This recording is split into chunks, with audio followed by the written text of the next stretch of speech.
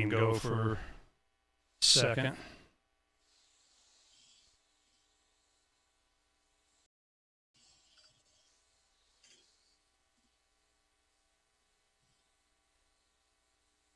It's time for Declare Your Independence with Ernest Hancock. Believe me when I say we have a difficult time ahead of us.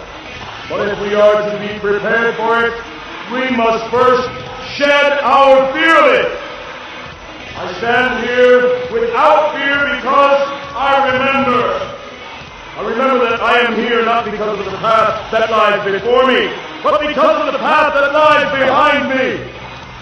I remember that for 100 years we have fought these machines.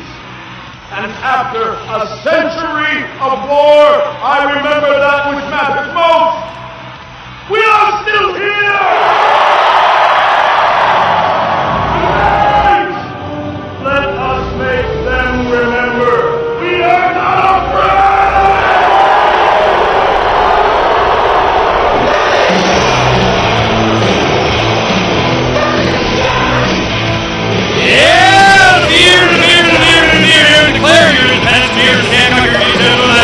From the People Studios of Freeze of the Nest, from Phoenix.com, James Corbett, thecorbettreport.com, get right to it. I tell you, I was watching today your interview 1465. First off, tell me what that means. Is that 1,465 interviews? Is that how that works? That is indeed, yep. Damn, all right. You got 1465 in the books. Glenn Moody on the European Union Copyright Directive. Now, I want you to tell the audience for me, please, who he is, what makes he's a writer and journalist and so on, I know, but he was saying some pretty scary stuff of what be a coming. Go ahead and share with the audience what we learned.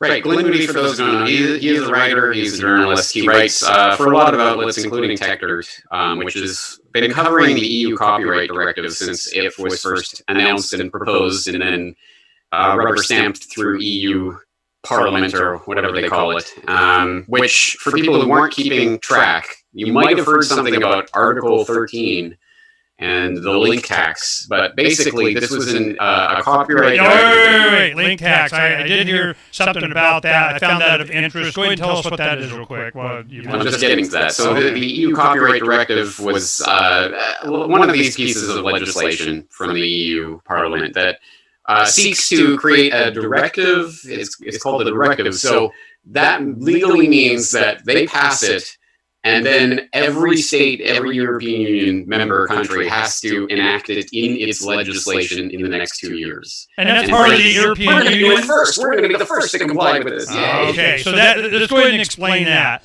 The European Union has enough power that they can direct member states to do something. That's called what? Is there any limitation on that? Is there some, like, the country's Supreme Court or something, or somebody says, nah, or it's just, you are a vassal of, you're going to do what we tell you? I believe it is part of EU membership. So as long as you're an EU member, you have to comply by these rules. You have to play nicely. So the real question is, does the UK have to do this? Actually, interestingly, the UK was one of the countries that was on board with this, pushing it, that could have stopped it if they had decided to veto it after it was passed. They're going to do it or already done it. They don't need the EU to tell them what to do. Yeah. Interestingly, Boris Johnson, the new prime minister, was at the time it was passing, or when it passed, he said this is horrible and we don't like this idea at all. But it was his own Conservative Party in Britain that was helping to pass it. So. Well, yeah. So what are they now? Are they, the Brexit? I hear tell that it's supposed to be Halloween. Halloween, we're out, we're done. We get her done, we're gone. And they elect me, and I'm going to get it done. I'll believe it when I see it. Yeah, I mean, what do we think? Is that going to happen? I am not making predictions on that. I don't see it going forward in a straightforward way.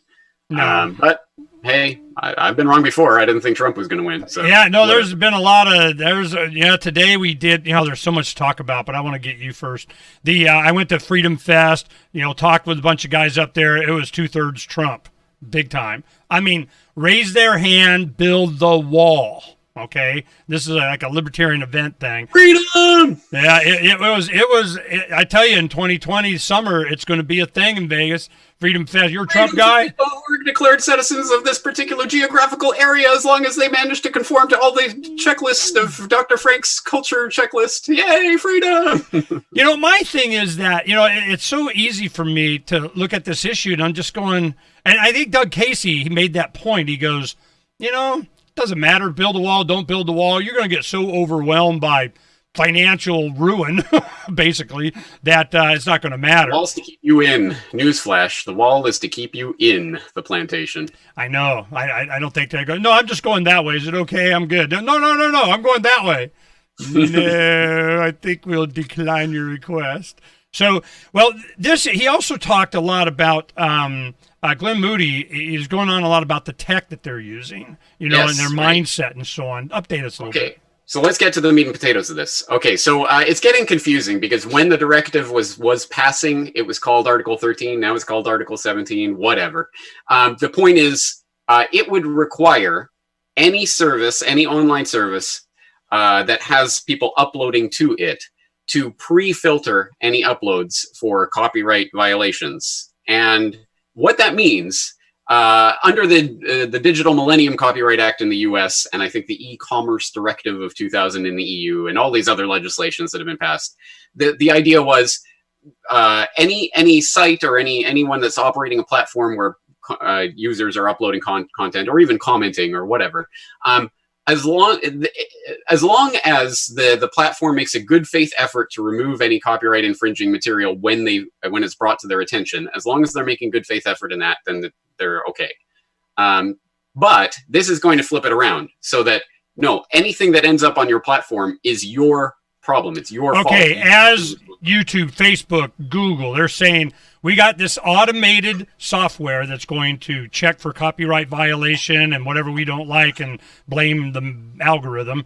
And that's it's not a dispute once it's on the platform or, hey, no, I didn't. Yeah, I did. It just doesn't go. You can't. Exactly.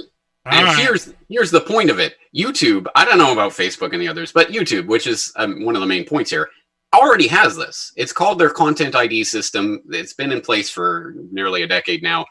It filters and puts things. It has basically a database of copyrighted material, and it checks all uploads against it, so that when you upload something, it's already automatically checking for that. It already has this pre-upload filter.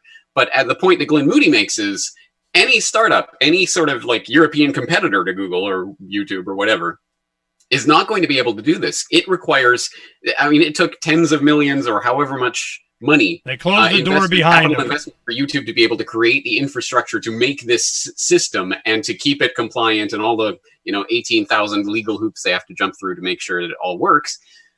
That's the type of infrastructure investment that no startup, no mom and pop is ever going to be able to compete with. Where have we seen this before, James? I mean, it's always like this. They use subsidy, if not just freaking funded by the man, and they create an industry, be it electric, telephone, that was another good one, telephone, gas, whatever infrastructure, your water system, sewage, whatever it is. They come in, they spend all your money. I want to compete. I can supply that. I can do electricity cheaper. I can. No, you can't because you don't have a permission slip. And, you want to do it? You got to go through all this compliance. You got a compliance team of 13 lawyers of compliance with the server of the automatic AI that does the check. Oh, you don't? Well, God, I guess you can't do it. We're so sorry. How far off am I? No, that's exactly it. And that's what I've been screaming about for the past year as the idea of, we're going to regulate the big tech giants gets to the fore. Of course, this is, we're going to cement the big tech giants monopoly. That's essentially what they're saying.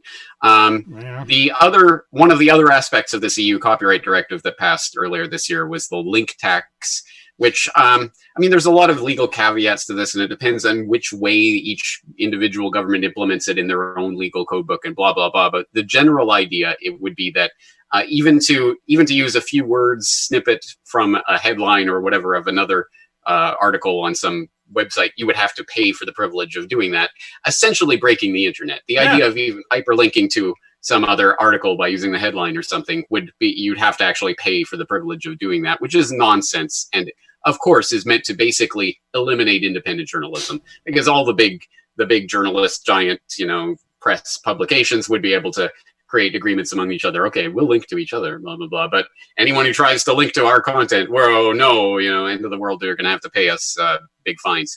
So this is going to open the doors for all sorts of craziness, depending, again, how each state manages to implement it in their own laws. But it's horrible.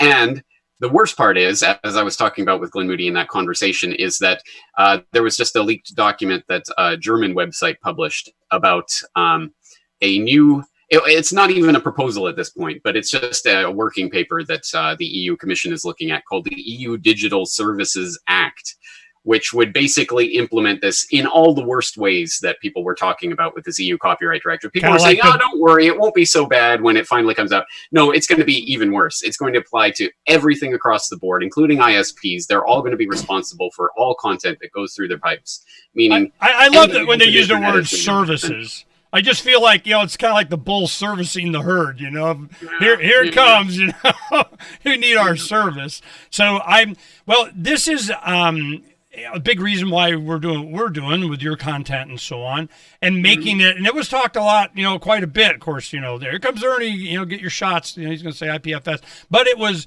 I was approached a lot more this time, and that was the difference, because we had Dan Dix up there at Freedom Fest, Luke Radowski, Josh Segerson, John Semin, a session, and then we had Tim Pachote doing a lot of the guys that use this kind of content, Free Talk Live. I mean, there's a lot of people that have intimate understanding of exactly what you're talking about. It's already happening. Yeah. So them, it's kind of, we got to get, and Gary Franchi I had on today from Next News Network, good friend from the LEvolution back in 2007. We've known each other a long time. I used to broadcast the show when they had shows on it. I did, I think, at least a 2-hour broadcast for a long time, for a year or two. And this has been, all of a sudden, man, he shot up 1.2 million subscribers. He went Trump. And, man, here it comes. Last night, yeah, I know, it's going to, we'll see what happens, but this is what happened last night. Last night, he gets up and he has, when he loads the YouTubes, he does a bunch a day, and they have different segments for different things they do. He loads it up, and all of a sudden it says, "You must ask these questions 8." So the questions are: does it depict any violent, images? Does it do this? Does it do that? Does it? Is it conservative? Does it, do the progressive line of we need some SJW? And if not, then I'm afraid we'll have to wait and see, or we look at it. So it started yesterday, and it was after he went to some big billionaire, money, alt media thing or something after the deal at the White House with Trump, and he got to visit Trump and shake his hand and picture with his wife. Alt media thing. This was I think he said Minnesota or Missouri or something. He's from Illinois. He's near Chicago, so it had not too far away from there. But he went with his father, his brother, his wife, and I think someone else. But he got Trump, the Secret Service, to say she doesn't have to be, background check in 24 hours, last minute you're not, and the president said, get your wife over here, and the Secret Service says, yes, and boss, so she got to come up. It was a real touching moment, the way he described it. They got their picture, they're all happy with Trump. And I'm going, yeah. So, and he understands libertarian philosophy, but it's Trump been very good to him. Media with the president. Well, I thought Trump was going to announce some alternative. I thought at some time, if he lost the election, I was guaranteeing there was going to be a Trump TV. Yeah. Well, he won the election, so it's called Trump Twitter. But I'm just wondering if he's going to, for the 2020 election cycle, they're going to use the force of Congress to make them open up the platform or some crap. Or from my perspective, I think, wouldn't it be just perfect if Trump said, okay, Twitter, I don't like the way you're doing this. I'm going to go to minds.com or whatever it is. And suddenly, 1 million people flock over to this alt media platform. But again, I'm thinking as if he actually wanted to disrupt the system rather than. This is the argument that I have with Gary. I did the, I need to know what America and great means, I go, what America? America and her interest, America Inc., America culture, America borders, America, what, and then great and how big your mushroom cloud is or what. So, his whole thing has been that, it represents the disquietness of the status quo of out, and he may not be perfect, but we're going in the right direction and comes from a good place in the heart of the people of we're going to kick ass. And I'm going, I can see that argument, but if you win, you get whatever it is that you want, I'm still ruled by the other side of the coin. It's like, you got better rulers now. Don't you feel better? So that's what needs to be challenged, in my opinion. Couldn't agree more. Absolutely. That's it. Well, we got some of the other stories here. I wanted to talk about, God, if I really don't want to talk about Iran unless you got something great and wonderful and we're not being manipulated into it's something we should talk about. No. You got nothing? All right, good. We can skip that one. Yeah, I saw what you're doing with this information. Thanks for including me on that. Gaslighting. I'm glad you did that because I kept hearing it a lot. I had to look it up in the history of it and the movie and what they do. But I keep seeing that more and more. It must be an effective technique. Can you explain that to the audience and what your show is about? I think the reason you're seeing it, first let's just set the background for people that don't know. So Gaslight, it comes from, I think it was originally a play in like London, not like a Broadway play, but long time ago, 100 years ago or something. Well, I think it was 1930s, and then they made it into a British film in 1940, and then there was an American film in 41 or something like that. People can look it up, but essentially it's a story about this guy who is manipulating this woman into believing that she is crazy. He'll do things, whatever it is, like hide an object on her and put it somewhere else and say, where did you put that thing? And she'll say, I don't know, it was right here. No, it's over here now. What are you doing? And just little things like that, a little bit here, a little bit there, leading her along until she starts to really believe she is crazy. And it's basically as he's manipulating her for some diamonds she has or something. I can't remember the story. But anyway, he's trying to get some money out of her or something. But that idea, that technique, essentially, for manipulating people into believing that they are crazy by changing or manipulating or subtly altering their perceived reality and saying, no, you're seeing that wrong. You didn't see what you saw. You saw something different, kind of thing. And getting people to essentially internalize that and start to believe that they are crazy is an interesting tactic that is employed. In the discussion that I had 6 years ago now with Thomas Sheridan, we were talking about it in the sense of psychopaths and how they will manipulate people using techniques like this. But I think that applies broadly in the political environment. And we talked about examples of that, again, in the context of 2013 when we had that conversation. But the reason I think you're hearing that more and more now is because after 2016 and all of that, the left suddenly picked up on this as, oh, this is what Trump is doing.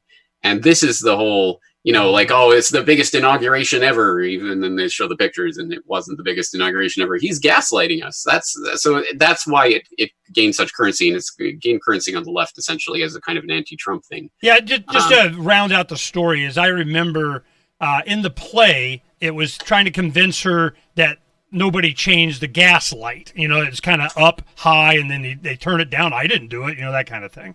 So I think that's where the gaslighting comes from. Right. But the concept is the same thing, to get you to doubt yourself. And once you doubt yourself and you got an authority figure with a stethoscope, a shiny badge, a hat, and a gun or something, they're oh, well, heck, I wasn't really that sure anyway, so I guess you win. Exactly. You start to doubt yourself, and then the authority figure will tell you what reality is, whether you observe it or not, or whether you observe something completely different. You're crazy, so you have to listen to me. I'm seeing so much more of it that I'm wondering something's coming. The economics is starting to. Do you pay attention to economics at all, or? I do, and something's always coming. The question is just how far away it is. But I will be writing in the Forecaster this weekend about. There's a confluence of stories about military drills and preparation, and the EU running some joint maritime task force in the Gulf, the Persian Gulf, I think. Of course. Oman, and these types of things. It seems to be something swirling in the air, and I I'm seeing that at the same time as I'm seeing J.P. Morgan, of all places, coming out, I think in the report they released in June, saying death of the dollar, which I've been talking about for years, but, J.P. Morgan's now saying it, and Russia is issuing... Why would they say it? Pay debt by 2021. There's just all these sort of economic collapse kind of information that's coming. At the same time, there's all this swirling of military drills and activities. And I always put the two together because when the bottom falls out, they always go together. That's the time. No, I remember it was October. It was in the late 80s, and the big stock market crash happened. And we go into Gulf War I. We have the dot-com bubble bust. We have 9/11. We got we're in war, and then you got the housing thing happen. But all this stuff keeps getting pushed back. It gets pushed away. It gets swept under the rug. It keeps, they're closing the closet door really fast. But sooner or later, it's going to overwhelm. And I was not surprised when Facebook came out with this Libra cryptocurrency thing. And it's going to go, they're going to basket of currency. Sounds just like an SDR. Special drawing rights thing. Here it comes. So here it comes. But the Bitcoin and the interview after we spend our time tonight, right after, I do 2 hours with Jimmy Song. He's going to try and explain to me Bitcoin maximalism, why I'm going to, get fixed, and they're going to pick us and we're going to comply. And why you should never use any other coin. I know. I'm just like going, yeah, you're going to try to comply, but you're not going to be able to comply like they want to comply, So I'm thinking Bitcoin's going to be left out. I really do. I don't see how they're going. You can never be statist or anarchist enough. Here's a stupid technical question I want you to ask Jimmy, because I don't get it. Mm-hmm. When the mining dries up, because there will be no more Bitcoin mined after a certain point, right? Or, it starts to get less and less. Well, it's a ways from now, but it's a ways, but the amount that's going to be mined is decreasing. What is the incentive then to keep the network going for the? Because right now it is the miners mining that keeps the network going. So what is the incentive once that is gone? Why? How will the network function after that point? Or I'm assuming the answer is fees. Because then it'll cost, $1,000 to send $1,001 worth of Bitcoin or whatever. Because that'll be the only way that people will make any money out of the system.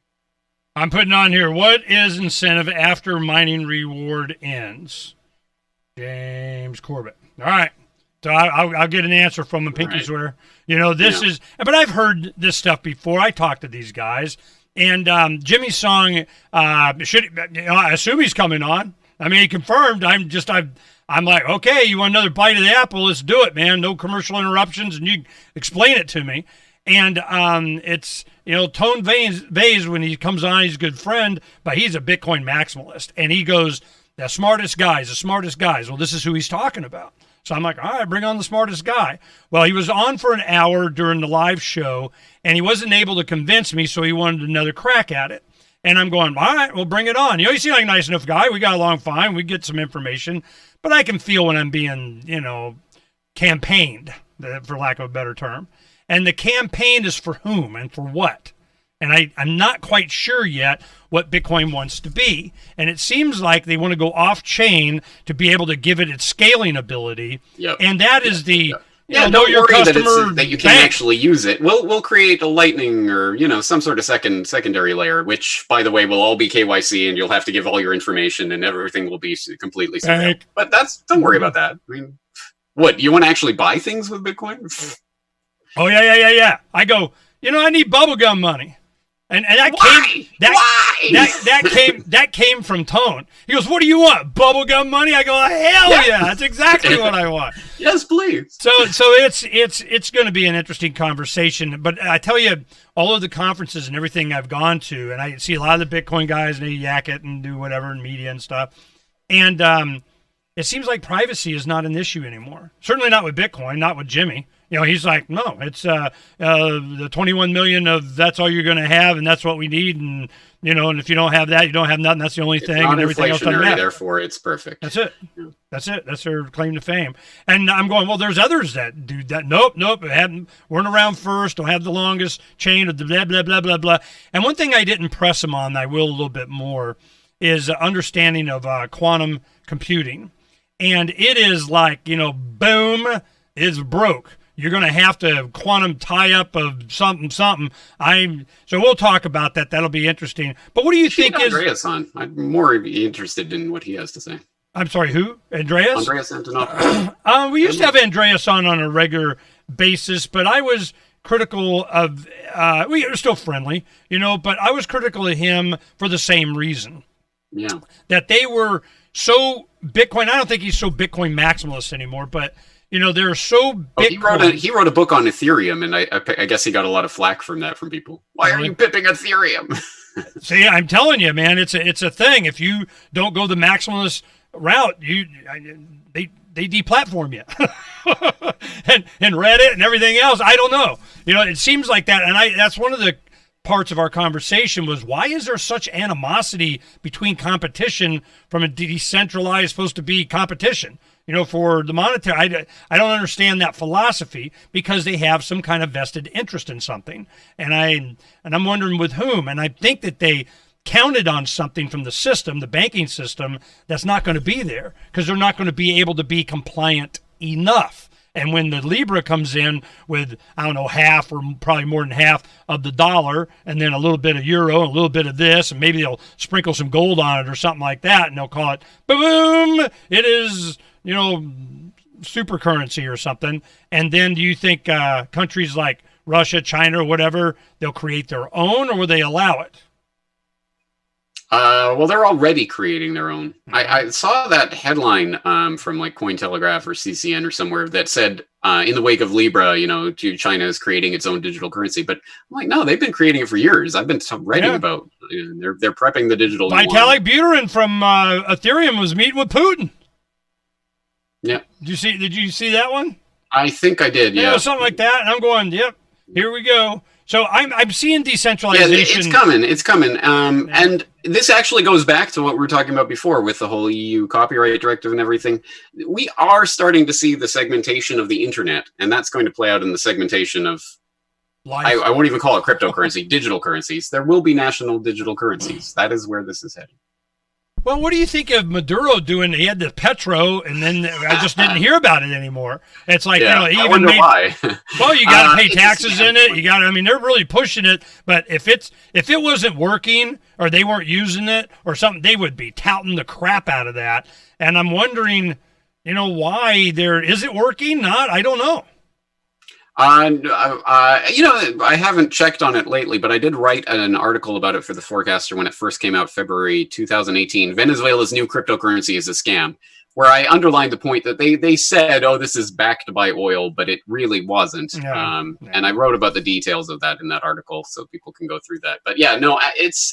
Does it say anything about it not being inflationary? I'm just curious if they, we're not going to be able to print any more than an X amount or something. The government reacted. I gotta reread my own writing here. It's not that big a deal. Caracas is hoping to raise $5 billion US from the initial sale of Petrol tokens, and if the first day of pre-sale is anything to go by, they're off to a good start. $735 million start. Wow. From Petrol's white paper, Petrol will be a sovereign crypto asset backed by oil assets and issued by the Bolivarian Republic of Venezuela on a blockchain platform. Its launch will spearhead the promotion of independent, transparent, blah, blah, blah, blah, blah, blah. So what exactly does backed by oil assets mean then? Well, as the very next section of the white paper makes clear, it means absolutely nothing. The Petrol, may be used to purchase goods or services and will be redeemable for fiat money and other crypto assets or cryptocurrencies through digital exchange houses. So this crypto asset is backed by oil assets and redeemable in fiat and other crypto assets. Yeah. I want my oil, damn it.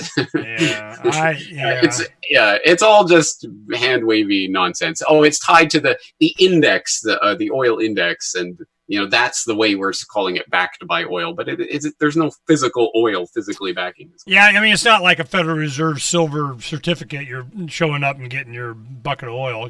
So I'm all right. Some of the wars, a lot of the war talk has been, Israel, Syria, Iran, North Korea, Iran, and Russia and China buzzing South Korea, Iran. So you think China's going to be making a move into the South China Sea and this Taiwan thing? Is that some kind of pressure they're trying to put on somebody? That might be first on the agenda. So I just read the headline. I didn't see it, but apparently China is now saying, basically the unrest in Hong Kong has to stop soon, or ... There's a project we're working on.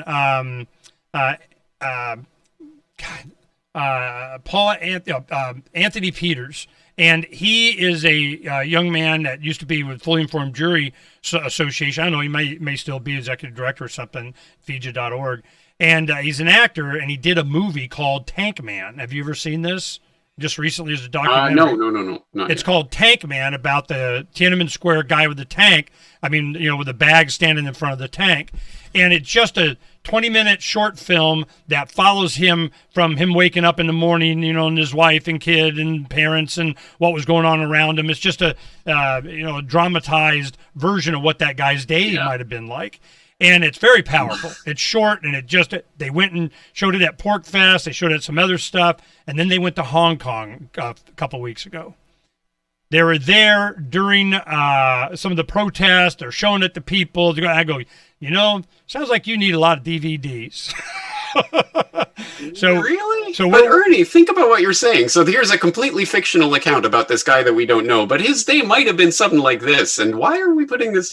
This is propaganda. This is propaganda. Oh, of course it was propaganda. This is propaganda like you wouldn't believe propaganda. It's just, because around this scene, nobody knows, who he was. No one knows what happened. But around they kind of have, what was happening. And the biggest problem is there's a museum in Hong Kong that people go to see. They have some of this stuff for some. Of course, they want to shut that down because in China, Tiananmen Square thing, it's scrubbed. It's like forgotten newspeak of its memory hold of Watson. It's gone. They don't know anything about it. Another generation, it's 30 years, and they don't know what the hell you're talking about. Okay, but Ernie, I have a homework assignment for you. When we're done here, go and read my recent article, "The Truth About Tiananmen." Oh. Because the story that we have been told about Tiananmen is demonstrably wrong, and that's not conjecture or theory or conspiracy or whatever. Like the BBC reporter who filed the report on that night said, yes, we got things wrong, and it wasn't, but that now they won't correct the record. And the ambassadors, we have the leaked cables and all of that show that what was reported was not what happened. I'm not at all saying there was no government crackdown or anything, but the massacre on the square and all of that is not true. Really? Demonstrably not true. In the square itself, and the idea they came in guns blazing, it didn't happen that way. And we got that from multiple sources, including American ambassador and BBC reporter and others. So the real question is, it didn't get into the actual massacre and the tanks and running over. It was up to the point that he was standing there with the bags, and that was over. Right. So okay. I don't think they tried to get into. Now, but here's the point of this. I mean, it's a messier story than what we're fed, because we're fed, this brave, valiant uprising, and they came in guns blazing and killed them all, kind of thing. The kind of cartoon version of history. Now, there was an uprising that was going on in '89. There were reasons for that, and there was a context for it, but I defy you, and I'm not putting you, Ernest Hancock, but I mean anyone in the audience, I defy you to tell me what that uprising was about. Who was it led by? What were their demands? What were they talking about at that time? Well, I did see, this isn't any better, but I did see the PBS documentary on Tiananmen, so I'm fully informed now. But so I kind of got an idea, a little bit of the history and so on, at least what they're trying to tell me. Yeah. So because at the time I was a young man, just had a young family and so on, and this was going on. This is at the, what year was that? 89? What year was Tiananmen? 89. Yeah, 89. Yeah, it was just the 30th anniversary. So in 89, I'm 29, 30 years old, had a young family, just starting to get into political whatever the hell. And how were they communicating? It was fax machines. And of course they'd leak out film and video and whatever, from whatever equipment that they had. It was, China, they had some technology, but it was fax machines that this stuff got out, and how it fed to us as activists and so on, and where you'd go and get the information and so on. So there's so many hops that it's like the telephone game. You don't really know what happens, and truth gets built on that, and you got people lying before Congress. Let's go to war. So I like the technology that we have now and things like what you do to where we can get a good understanding of this. Right. Actually, that's such a good point, because it was a technological revolution that helped to foster this thing that was going on, that helped to bring about the end of this regime, at least in the USSR. In China, it played out differently. But I think there are very important lessons that we have to learn, or at least we have to come to a better understanding of what was happening. Because, just as an example of something from my Truth About Tiananmen Square article that people might not know about, guess who opened 2 offices in China in 1988, the year before this spontaneous student uprising, to give regular seminars on democracy, sponsor select Chinese writers and publications, and recruit Chinese students in the U.S.? I don't know. I'm sure I'm not going to be surprised. There's 3 letters involved. I'm sorry? First letter is the CIA?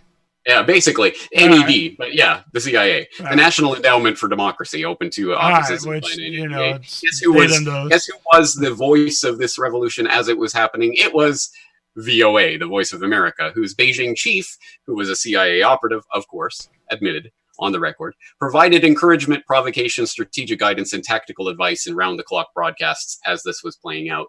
Of course. And so this is where there is ambiguity, and we have to sort of step back. Well, they told the soldiers, that was one of the things that was in one of the documentaries I watched, that they told the soldiers that it was foreign involvement and infiltration of their country, of blah, blah, blah. And here's the thing. What if that's true, or at least partially true? Does that invalidate the uprising and the protests? Because this is exactly what's playing out with Hong Kong right now. There are people in Hong Kong who are very concerned about China and Beijing and encroachment on the Hong Kong supposedly autonomous region, and who are rightfully. But it's always the young students that we do not want to be part of the Chinese government. But those people are clearly being helped and funded and promoted and organized by outside interests. And here, when you have the SJW things, or in some university and somebody's articulating and do you even go here? Are you a student here? That kind of thing. So I'm sure it happens. If it's worked once and 100 times, it'll work 101. Here's the question for us, because we care about freedom. That's the team we're on, right? We're not on team blue, team red, all that nonsense. We're about freedom. So freedom, uprisings anywhere in the world, anytime. Yes. Okay. On board. You should be against your government and should be trying to free yourselves from those shackles. But what if that is being used as a pawn, as part of a chess game that's being wielded by bigger powers like the US and China and whoever? You need to change the color of your shackles. Exactly. There's a bigger thing that's going on here. So what does that make my position? I am on board with the people of Hong Kong giving a big middle finger to China. Yes, of course. But I don't want that to mean then that the U.S. is going to use Hong Kong as kind of a. We went through this with the God, what do I want to say? The lavender, the Arab Spring. Okay, there's always a color in there somewhere. Arab Spring, and when we saw the Muslim Brotherhood take over in the first elections in Egypt, in Cairo, you're going, who really just won this thing? Who's really doing who's? And it's just the people, you could tell immediately from the beginning that whatever dissatisfaction they had and directed towards whatever was hijacked. It's always hijacked. There's always somebody ready to jump in front of the parade and say, Tehran, we're here, and oh, by the way, we got some money. How many printers and fax machines do you need? So wherever the money comes from, or the guy that's got the resources, you just want to scratch the surface and see where they come from. Everywhere. Here. Yeah, no, that's exactly right. And so I'm not sure I have a definitive answer to this, because I am on the side of freedom fighters and people who genuinely want freedom, but I know that can be used as a weapon against enemies in a kind of proxy war thing. So it complicates the matter. But I do not want to throw out the baby with the bathwater. And there are, the Hong Kong people have a legitimate concern about Beijing and its encroachment. So what's the fact that, why should I have why should my position matter at all? I'm a Canadian in Japan. What on earth do I have to say about what's happening in Hong Kong, right? But where does our agency come into this? You know, my thing is that I can't get free if I don't advocate and work for it for everybody. It's just not really going to happen. That doesn't, sure as hell doesn't mean I need to pass a law and vote and have a war to spend your money to go do whatever the heck I want. If I want to do it, I'll burn some DVDs. You know, we did for Tahrir Square. You know, we had a whole bunch of philosophy of liberty on DVD, thousands of them. We put in boom. An excuse to spread the word. Spread the word. Yeah. So do it. You know, I know you go vote my kid to go over and fight your whatever the hell. Yeah, it's a good point. This is one of those tactical points that tactical strategy, blah, blah, blah. I'm more interested in the big picture, but this is important. Can you have freedom in pockets, in isolation here and there, that then starts to spread out and grow? Or does it have to be all at once?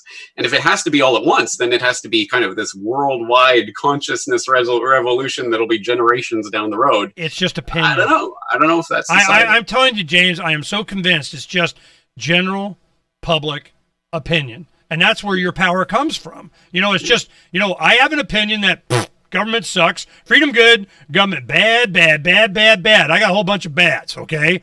So if you have that opinion and you have it backed by a bunch of evidence that you yourself or things you know about or had explained to you, or you could see how much better a life you would have without, these kinds of controls and so on, I just think that people are going to come to that opinion as things get worse. And it's going to get worse. There's going to be more consternation, more separation, more divide and conquer, more controls, more economic controls, banking controls, medicine, health, insurance. I mean, it's just, it's like there's a whale carcass and there's only bone left, and you got all these great whites circling, beating the crap out. It's done. I don't want to be the whale carcass. I don't want to go down with the ship. I make a raft out of doors or something. I mean, it's just get off. And a lot of times, all you got to do is just turn your back. And you just go, let me know how it works out. And matter of fact, we got some friends visiting now from Peru. They came up and they're like, look, man, we're looking for land. so they're, in there with Donna right now. There's things, people are concerned, but I don't think they're afraid if you're of a freedom mindset. I saw Freedom Fest, fear. It was, oh my God, we're going to get, the day after on Sunday was a Narco Vegas. It was, it was awesome. And I did the same thing with a Narcozona and a Narcopoco. They got a Narcodelphia now in Philadelphia coming up. And it was a totally different atmosphere. They're bright. They're happy. They're satisfied. But they aren't tied to the ship going down. They're just like, look, we wish we could help our family, more people. But, we see what's coming and we'll be okay. So that positive attitude, I'm feeling good about. That people get so worked up about who's going to be the captain of the Titanic. Right. I want my person to be the captain of the Titanic. No, I want it. Meanwhile, the ship is going down. There's not going to be a ship very soon. Why do you guys squabble about this? They always want to save the ship. They don't give a crap about the people. Yeah, that's the thing. It really is. It's like, okay, if everybody jumps off the ship, we can save the ship. Right. Yay! It's so stupid. So I'm the future. It looks to me like there's something developing in Washington with if they get past this Mueller-Russia gate. I watched maybe 5 minutes of the Mueller thing. He didn't come off very well. I don't know if he wrote it. He just signed off on the bottom line of you do the work and I'll say something. I don't know how there he is, or I don't care. It doesn't matter. There were so many hypocritical things that happened that I'm thinking will this ever settle? Will they stop this Russia gate kind of you did it? They have to while they're doing all these pedophile arrests. All this stuff's coming out. The Jeffrey Epstein thing. What's your view on that tragedy? Well, I mean, it is good that something is happening and that wheels are turning. Again, I'm not holding my breath for everything to come out, but I'm not going to be the cynical guy on the side saying, well, nothing will ever come out, so who cares? I mean, no, something is happening. And at the very least, I think at the very least, this might be a factional fight, between the big the big boys, the elites, whatever. Well, at least that means some big elite boy blood will be spilled. Oh, I know you got you. I'd be surprised if you don't know this. Who is the prosecuting attorney on Jeffrey Epstein? It is Comey's daughter. Yeah, you can't make this stuff up. Prosecutor involved, but she's one of them. Whatever, I mean, it's just ew. It's just so ew. See this credibility. It's like, see, this one we've talked about this before. I'm going in the future, certainly in journalism or media or any of the stuff that we do. It's going to come down to credibility. It's going to, who do you, I just can't imagine that James Corbett is going to put something out that he knowingly knew was false, and he makes sure he knows it ain't. Okay? So, I mean, like Tiananmen, if I wrote an article, I would actually, study it more. But, the thing is that I'm looking at who has the credibility, who does the background, who does the research, who's the one that's able to share and you have understanding. Because a lot of this stuff is contextual and a lot of people don't take the time to do that. And James does. That's such an important point. Okay, first of all, thank you, but I'm not God. And I make mistakes, and I have my own views and biases and viewpoints. Wait a minute, James. I want to say this. There is, of course, you're a guy out there, but and I wouldn't even think that there's that rare. I mean, it takes a rare combination of someone with the talent, the language skills, the ability, the desire, the interest, the curiosity to be able to go and even have the principles to go for the truth. That has been driven out of journalism. It has been a stampede of cattle prod and get all of the James Corbetts out. Of course it was going to be alternative media. They're not anywhere else. It's James. He is a great example of this, and I love holding you up as an example because I need one. There's not... Who else? There's some guys out there that we support and so on, but you understand my point, right?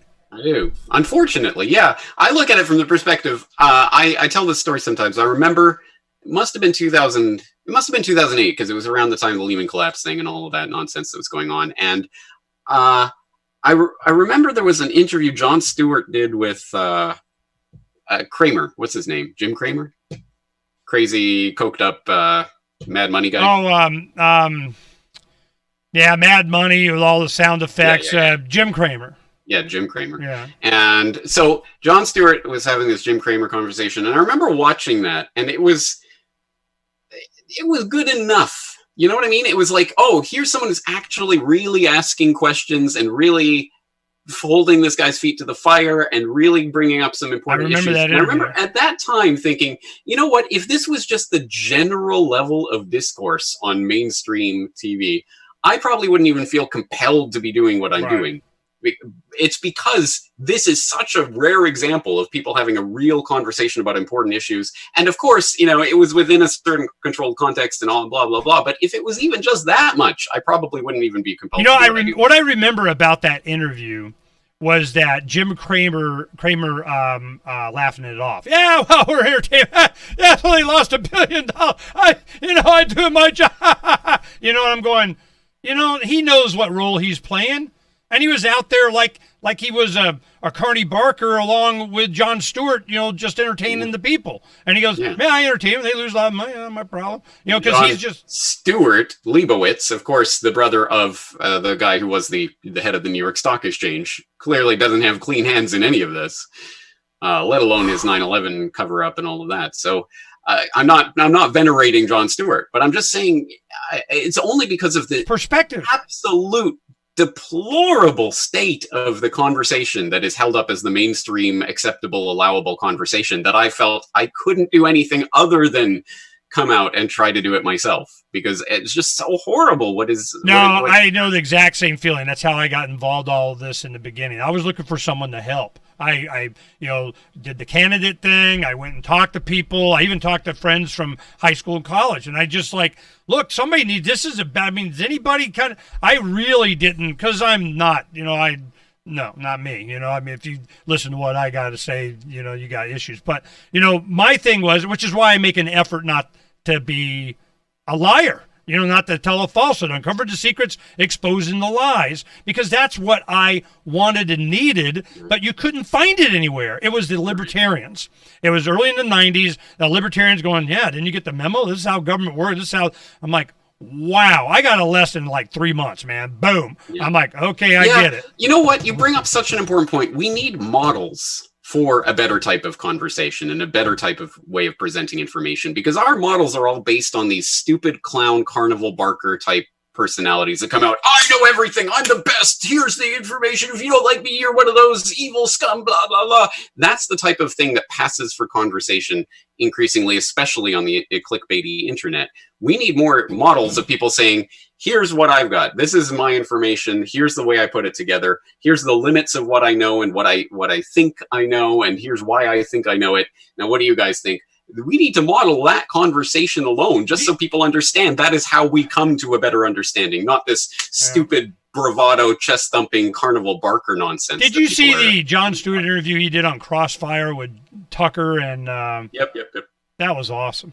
Yeah, that was good too. Yeah. That was a turning point. It was just... And I already know, I can tell that people listening to this conversation in my comment section are going to be like, Jon Stewart's a piece of garbage. No. Yeah, he is. That's absolutely right. But he did have some really good pieces of... this is awesome. You do Jon Stewart, Crossfire, Tucker video, it'll come up. And it was Jon Stewart going on Crossfire, and they're giving him crap about, not doing the news right. And he goes... My show is the show leading into my show is crank calling puppets. Are you freaking kidding me? You're comparing me to news. I mean, so I thought it was interesting in how he looked at the news, and he would say things like, "It's just entertainment. It's both sides. It's just so bad. We're kind of against the whole system." And Crossfire was canceled very soon after that. He just devastated them. Then he went on to do the Oscars, and he laid down. He had an opportunity to do some ass whipping, and he laid down. I was very disappointed. And then at the same time was when Stephen Colbert did the White House Correspondents' Dinner. Have you seen that? I did. I referenced that recently because there's a joke in there that I still remember where he talked about George Bush is a man of consistency. You always know what you're going to get with him. He believes the same thing that he believed on Monday, on Wednesday, no matter what happened on Tuesday, which I think is a great joke. It was. I really encourage people to give you a context of the Bush administration. This was like 05, 06, before the LEvolution and everything. Is like, is anybody going to challenge this Bush administration? Is there anybody? And then it was like Superman. This is where Colbert got his launch, man. He went stratosphere after this. And Jon Stewart kind of laid down in the Oscars to give him this chance to speak it was the White House Correspondents' Dinner. And it was the one where Bush had the double. They were both, like his conscience was talking, that kind of thing.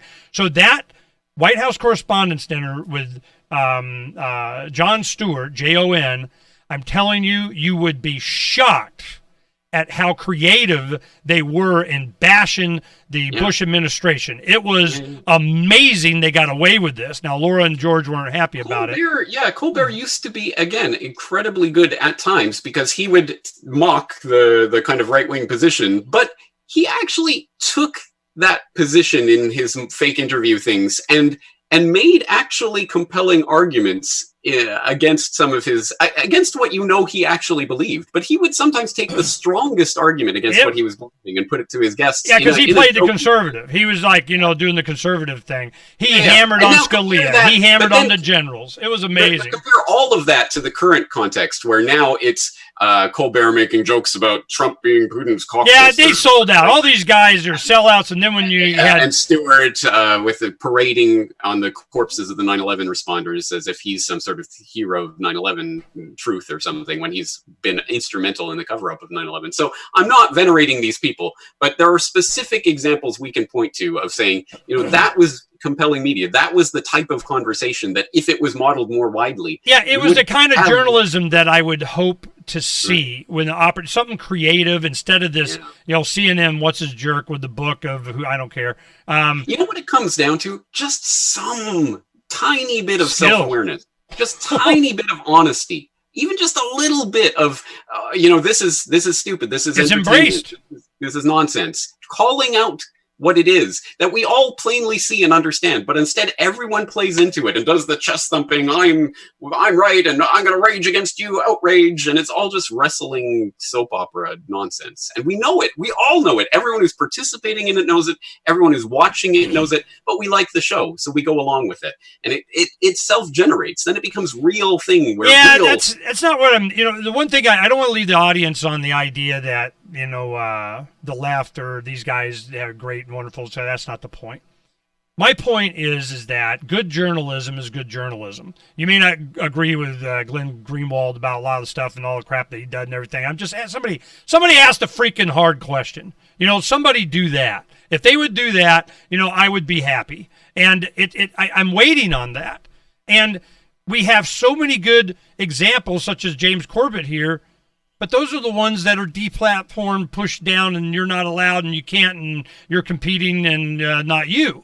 And I'm going, I'm wondering how this plays out. And I'm working towards what I think the solution is, the decentralization of media. And, before I let you go, Jimmy's song's on. Yeah, hold on, Jimmy, we'll get right to you. I tell you, this is the one thing. I got to tell you this. I go up to Freedom Fest. They have a stand there, and hey, Ernie, how you doing? It was a Politico that I know. She married former attorney general here in Arizona, and she was there pimping this app, feedme dot something. It's Feed Me, okay? What it was, it's an app that they want all the Republican good Trump supporting. You should be on conservative. We got our own kind of a phone app, and it was like Facebook. This app that you got to pick all the feeds that you wanted, and you would vote up and vote down these different stories. And she goes, and I go, you know what? I guarantee it's got a I totally agree button, okay? And it's going to take all of the time. Oh, yeah, but that's for advertising. So you get the right advertisements, you get the right stories that you want. And I go, yeah, but every time I hit up or down, I guarantee they're tracking that. I want to know who's making the money on this. Who presented this. Of course, they clammed up. Now, we'll get them to come on the show and we'll talk about it. But I can see it's all about databases. It always was. It always will be. And all of these things, vote for bombing or not bombing here. They just want your email. This is just amazing. It's going to be a database election in 2020. And they're setting up all the pirate networks and, mapping them out for everybody, and they think they're private, and they're not. So 2020, before you go, give us a prediction how you think this is going to start playing out and what you think both sides are going to do. Vote for us. I think it's the most important election of your lifetime, so Absolutely. You better pull that vote lever. Nonsense. I don't know how it's going to play out. It's going to be a complete... I don't know how to say it other than shit show. Am I allowed to say that? Anyway, I don't care. It's on the podcast. It's going to be horrible nonsense, and it'll be great for people who want to make money off of analyzing it or whatever, but I don't want any part of it. So I'm going to do my best to not talk about the 2020 election to the extent that that's possible. I'm with you, brother. We have a lot of fun with it. We do the Trump report with Dr. And Dr. Frank and Gary Franchi on today they were just having them a love fest, man. There was all kinds of spit being swapped there, it was good. But, it's entertainment. I can keep it that way and we get some truth out there. And I make sure that everything that James says is featured on Freedom's Phoenix. And we save it on IPFS along with some other quality content so it never goes away. James, go ahead and give out your website and some information. Contact you and be cool. CorbettReport.com, CORBETT report.com. That's the one-stop shop, and everything that's worth seeing is linked from there. So thank you for helping to preserve that. I cannot stress enough how important that is, and you know it, but I hope the audience knows it. Yeah, no, we're pleased, and it's a pleasure to do it. Thanks, James. We'll see you next week, man. All right. Take care. Bye-bye. Okay, Jimmy, I got you there? You do. There you go. Okay, I stopped the video recording. Here, wait a minute. Let me mark the audio there so I don't have to redo it. And then what I'll go ahead and do is let me go ahead and take a break real quick, and I'll be right back in about 60 seconds, and we'll get right to it, okay? All right, sounds good. All right, I'll be right back.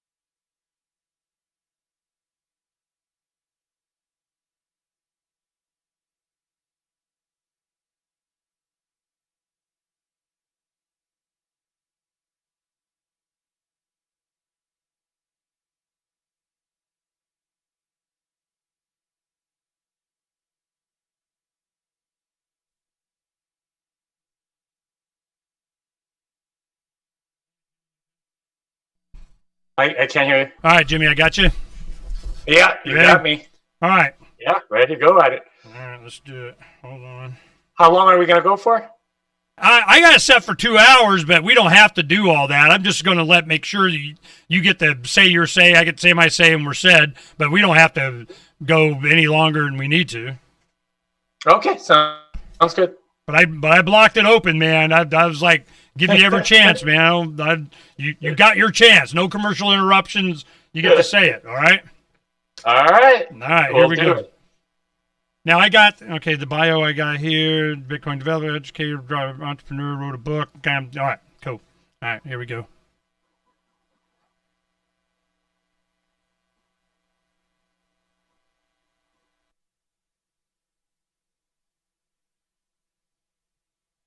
It's time for Declare Your Independence with Ernest Hancock. Believe me when I say we have a difficult time ahead of us.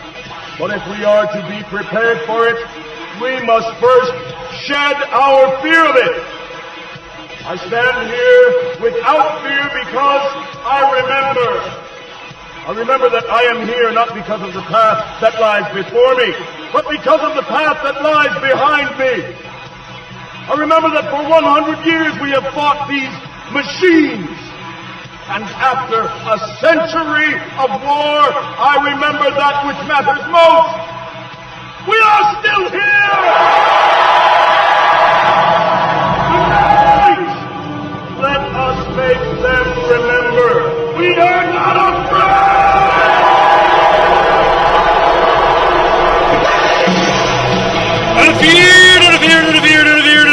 Declare your independence of me, Ernest Hancock, here in Phoenix, Arizona, from the beautiful studios of Freeze with an S, FreedomsPhoenix.com. Jimmy Song.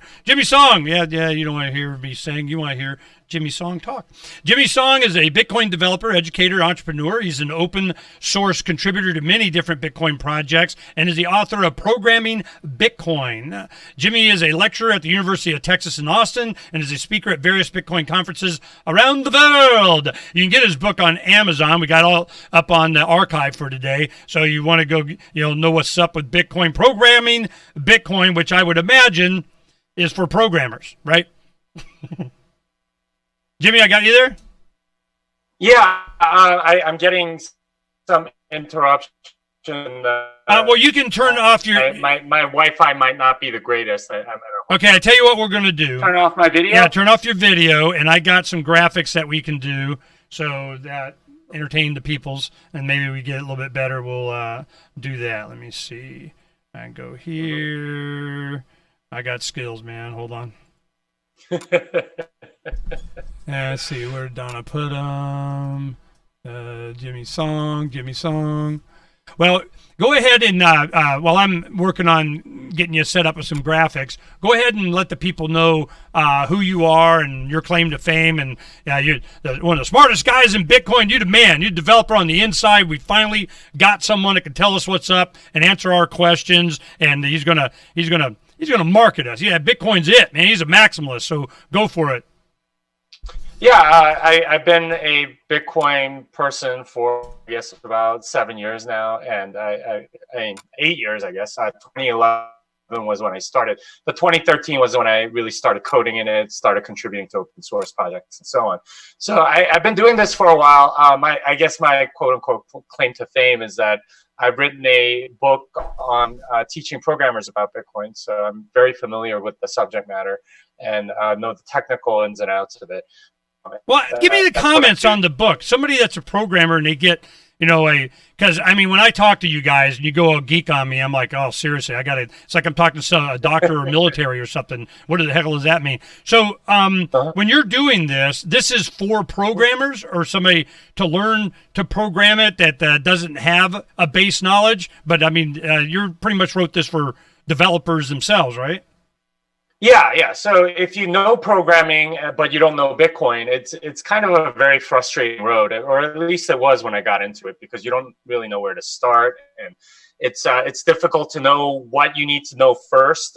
Oftentimes, like the stuff that you need to know has a lot of embedded information that you need to know first. So I organized the book in such a way as to make that process a little easier. And it turns out that I need to teach people some math first, because there's a lot of math that a lot of programmers don't know that you need to know in order to learn about public key cryptography in a reasonable manner. So, when you say math, I mean, wait. Let's just talk about the math that's necessary. I've had long conversations, but I mean, it's you need to know math, calculus, algebra, cryptography. I mean, is it a special kind of math, or you got to have a math mind to begin with? Well, so it's called, the two things that you really need to know to understand the cryptography behind Bitcoin are two things. One's called finite fields, and the other is called elliptic curves. And that's the basis of elliptic curve cryptography. It's being able to combine the two, basically. Finite fields and elliptic curves are both things that you could probably learn with about a high school understanding of algebra or something like that. Unfortunately, the education system that we currently have doesn't think that number theory concepts like finite fields is that important. So they teach you trigonometry and calculus instead. These could easily be taught in high school. It's just that they don't. So I have to start there because it's something that a lot of programmers simply don't know. You know, one thing that really came to mind, are you familiar with Malcolm Gladwell's books? Outlier. Blink and Outliers. And, the two that I don't know if I've read any more than I read at least David and Goliath, or David with Goliath, David over Goliath, whatever the hell it was. It's David Goliath book, and then Outliers. And what struck me, it was one of those books he was talking. One of them was kind of people overcame adversity. They were dyslexic, or they had some kind of challenge that drove them to do a lot of great things. And but the other thing, I can't remember which one of the books inspired the other one, but he was going, I think that was one that was the inspiration of the first one, was David Goliath. And what he was saying is that, it's a small guy and how they have advantages of being nimble and fast and all that kind of stuff. But one of the things in one of those books is he goes 10,000 hours. It's if they have 10,000 hours. One. Yep. And he gave the example of Bill Gates and Jobs, and he goes, the reason they were because they, had access to computers first. They lived in, private schools. They had access to some community college. They were geeks already, but instead of doing the AV machine and wheeling around the VCR, they actually joined a computer club, and they would get access. So they had the 10,000 hours to develop these operating systems and kind of what I'm thinking is now it's been about 10,000 hours, worth of crypto. So that when this started in, 9, 10, 11, really getting going, there's a whole bunch of guys that are just now coming online that can read your book, even know what the hell you're talking about. Yeah, they're programmers, and you can pick it up knowing anything about Bitcoin and learn about it. But I mean, I do find Malcolm Gladwell sort of oversimplifying a little bit. It's not really about 1,000 hours. It's more about your capacity to learn what you learn first. And there is sort of a process. He makes it sound like if you put in 10,000 hours into anything. No, I understand. I mean, it's like a violinist. It doesn't matter how talented you are, your capability, your potential. You got to put in the time. And it's the same thing with programmers. It's just not, that anybody can sit in there and staring at a screen for 10,000 hours. Unless they play video games, I guess. But, you got to have... You have some talent, and the thing is you have the opportunity they've had over the last decade to get the amount of time in blockchain technology that they can start doing some improvements, and that's what we'll build up and get into, the improvements in Bitcoin coming from these young minds that were inspired by you and your book and so on. You got to have attracted somebody that, is challenge your talent. Yeah, well, so I wouldn't say it would be an improvement to Bitcoin. It would be something built on top of Bitcoin, and that's what I'm trying to encourage is for people to really understand the protocol, because I don't think most of it is changing. I mean, if you read the book, part of what I point out are the obvious flaws that are in there. For example, there's an obvious off by one bug in at least a couple of places that Satoshi put in that you really can't take out because then it wouldn't be backwards compatible. Now, these are sort of inconsequential bugs. It's kind of like half dozen. Okay, wait. Why would you call it a bug? He put it in there so that it could be backwards compatible only under certain conditions, and you say that's a bug. Is that what you're saying? Did I lose you, Jimmy? Yeah, we'll see if Jimmy will call back. Yeah, I think he did. Wait. Hey. You're cutting in and out. Yeah, so I think it's my Wi-Fi is like kind of shaky, and it comes in and out based on whatever. Well, the question was, these, the inability to make some changes because it wouldn't be backward compatible in Bitcoin. You see that as a bug, or was it a bug that prevented from some good thing, or what's your claim on that? Okay, all right. So there's clearly a bug in the sense that it wasn't coded like correct, but it's kind of an inconsequential bug in the sense that it doesn't hamper the functionality. So something in check multisig, there's an off by one check multisig bug, for example, where it consumes one more item than it's supposed to, and it's clearly a bug. And I don't think Satoshi tested it. The fact that it works at all is kind of a little bit of a minor miracle, because as any programmer knows, if you don't test your code, you have no idea if it works or not. But it works, just kind of, sort of, and it's an off by one bug. That said, that it still works, and it just requires you, as somebody redeeming anything multisig, to put an extra element in there that doesn't do anything. But it's one of those things that it wasn't like coded perfectly, but to keep it backwards compatible, you can't really change that. And so what your thing is some of these kinds of traits that make it to where you have to do some off-chain stuff. Is that what you're talking about? No, it's not about off-chain or on-chain. I'm just talking about sort of, you brought up the conversation of quote unquote improving Bitcoin, and my claim to you is that you're not really improving Bitcoin per se, or at least the core protocol. What you're doing is layering it on top. So doing something on top instead of changing the core thing. You really don't want to change the core thing. And this is something that we talked about last time. Money is much better when it doesn't change. The fact of the matter is that a lot of what's happened in the past 100 years or so is that the Fed has been munging money, right? Like changing the rules around everybody and printing more money into existence through debt in some way, shape, or form. And that has been absolutely disastrous for anybody that's trying to save, because if you look at the M2 money supply, it's been growing at 6.75% per year since 1959. It's been ridiculous. So in many ways, what you want with Bitcoin is for things to not change. And the core protocol, I would submit to you, needs to not change. And by not changing, it proves that scarcity over a long period of time, and more and more people get confidence in that scarcity and allow it to capture more. Well, is there anyone, the core change, of course, you don't want to change is the set amount, the 21 million Bitcoin. Is that something that you're thinking is at threat if they make some other core changes? I don't. Well, so we know about the scarcity property of money being very, very important. Yeah. But but there's this sense that we can just fudge around with all this other stuff. I'm not sure that we know enough to fudge around with all of that other stuff. Now, there's a lot of other coins that have fudged around with a lot of that stuff. Now, most of them gave up decentralization in order to do it. But there's a very academic hubris in thinking that all of the variables of a complex system and how they will affect each other. You do not want to mess with it, because you inadvertently change things. So, for example, Bitcoin Cash, they increased their block size.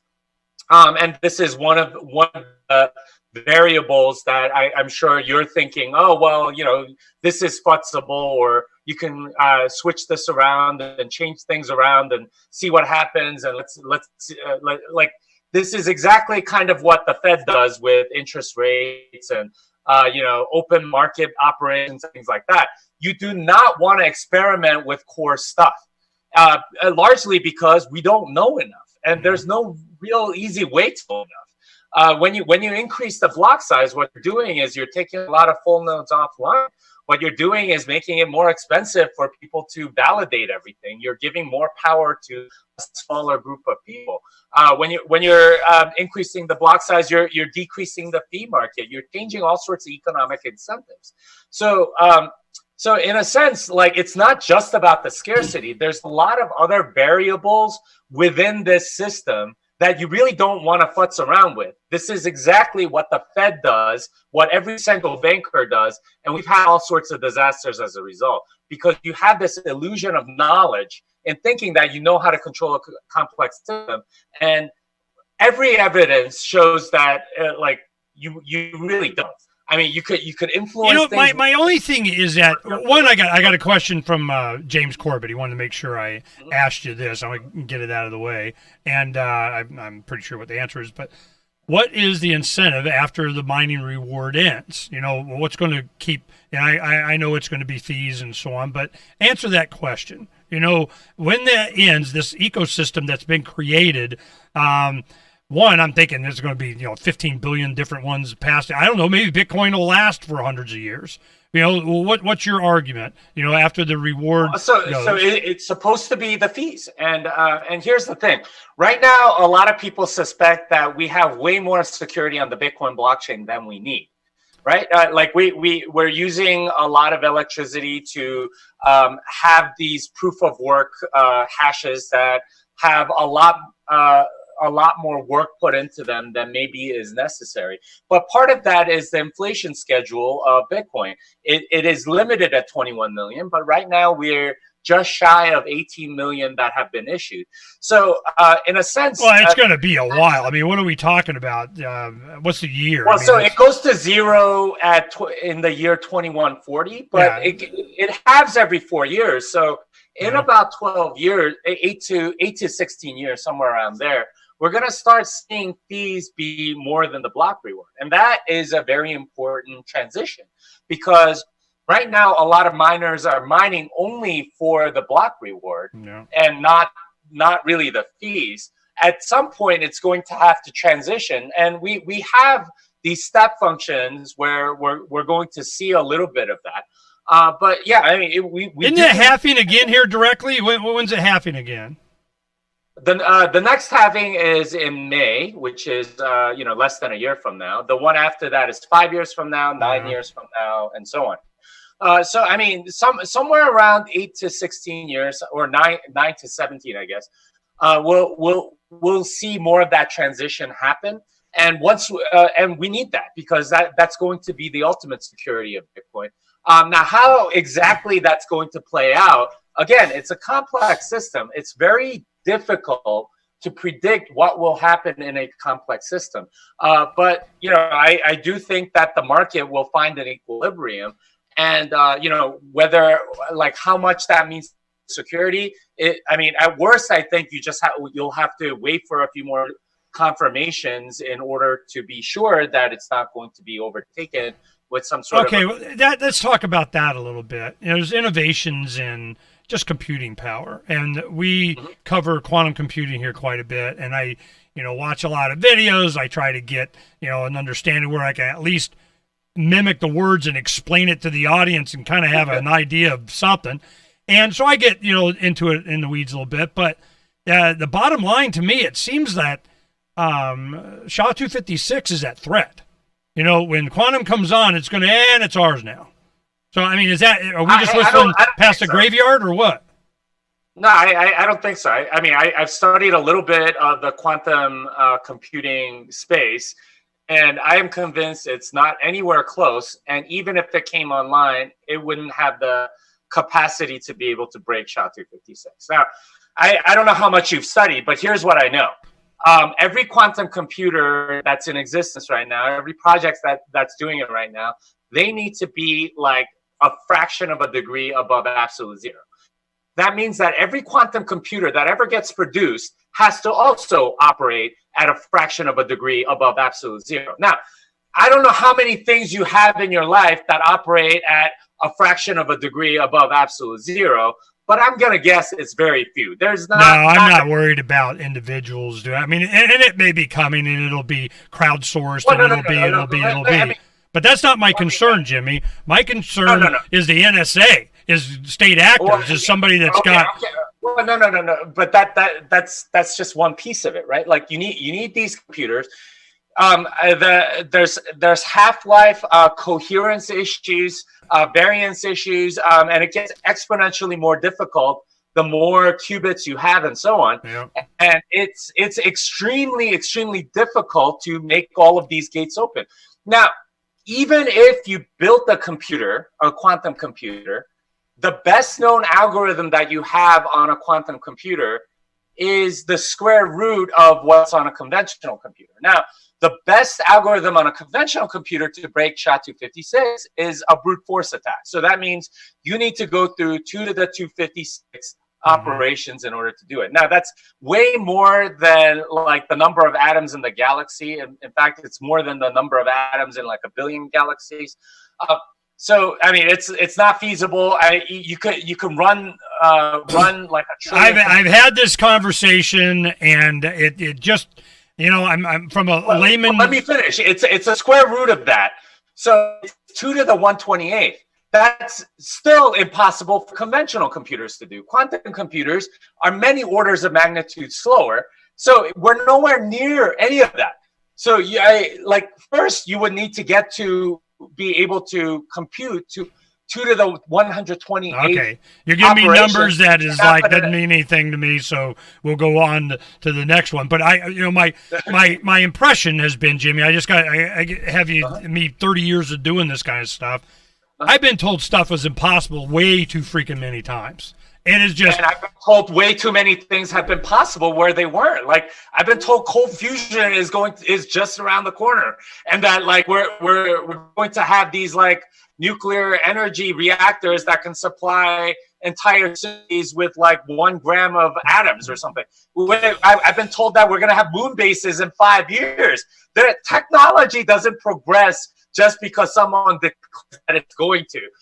And the things that actually innovate are things that come out of left field that nobody ever predicts. That's how technology tends to progress, not because some academic or some sci-fi writer says that, oh, quantum computing this and that, and therefore it's going to happen. It almost never works out that way. Innovation comes in big, giant, rapid spurts. This has just been my experience in life. And quantum computing has not had anything close to that in any way. All right, well, let's say, Bitcoin's not at threat from quantum is your point. Yeah, Jimmy Song says Bitcoin is not at threat from quantum, so don't worry about it. I'd say anyone that tells you that is probably trying to sell you something. And I'm concerned. I mean, I can give all the reasons why, but it doesn't matter. I just want to know what you think. So now we're getting into it's going to be secure. I'm going to put, because I made this comment, it was Paul Puey from Edge and Airbits, and I said, look, we're getting ready when the, flipping almost happening thing, a couple of winters ago. And I said, we're all here ready to get some Bitcoin, got a bunch, a lot. I was encouraging people to get it at the time. And I go, all right, we're setting it over here. We're putting it in a crypto steel. We're, paper walleting it. We're, burying, we're kind of tattooing it on our dog's lips. I mean, whatever the heck we got to do. All right. So I'm going, am I going to be comfortable giving this to grandkids and kids around the Christmas at that time and them just put it in their little safe, their parents hold it, whatever, 30 years from now, we're going to be able to access it? And he's like, well, you might want to update. I'm going, whoa. So I ask you that question. I put a cold wallet, a paper wallet in my safe, Bitcoin, 30 years from now. What do you think? With Bitcoin, you'll be fine. With almost everything else, I wouldn't. I don't know if you would be able to. And I say that because they are centralized entities. And what centralized entities can do is they can confiscate your money. So there was a project a while back, United Bitcoin. It was by Jeff Garzik. It was a hard fork of Bitcoin. And essentially what Jeff Garzik did with that coin was confiscate all of Satoshi's coins. So as a centralized player, they basically took Satoshi's coins and redistributed it to themselves. Now, that is something entirely possible when you have a centralized entity, is they confiscate coins that haven't moved for 20 years. And it's possible your kids 30 years from now wake up and find out, oh, well, the centralized entity decided to confiscate it. And this is why decentralization is so important. So I'm with you on decentralization. So let's go ahead and draw the line. Are all other altcoins not decentralized or decentralized enough? Or they're all centralized. Yeah, I mean, so Bitcoin Cash, for example, Amory Sachet says, you know what?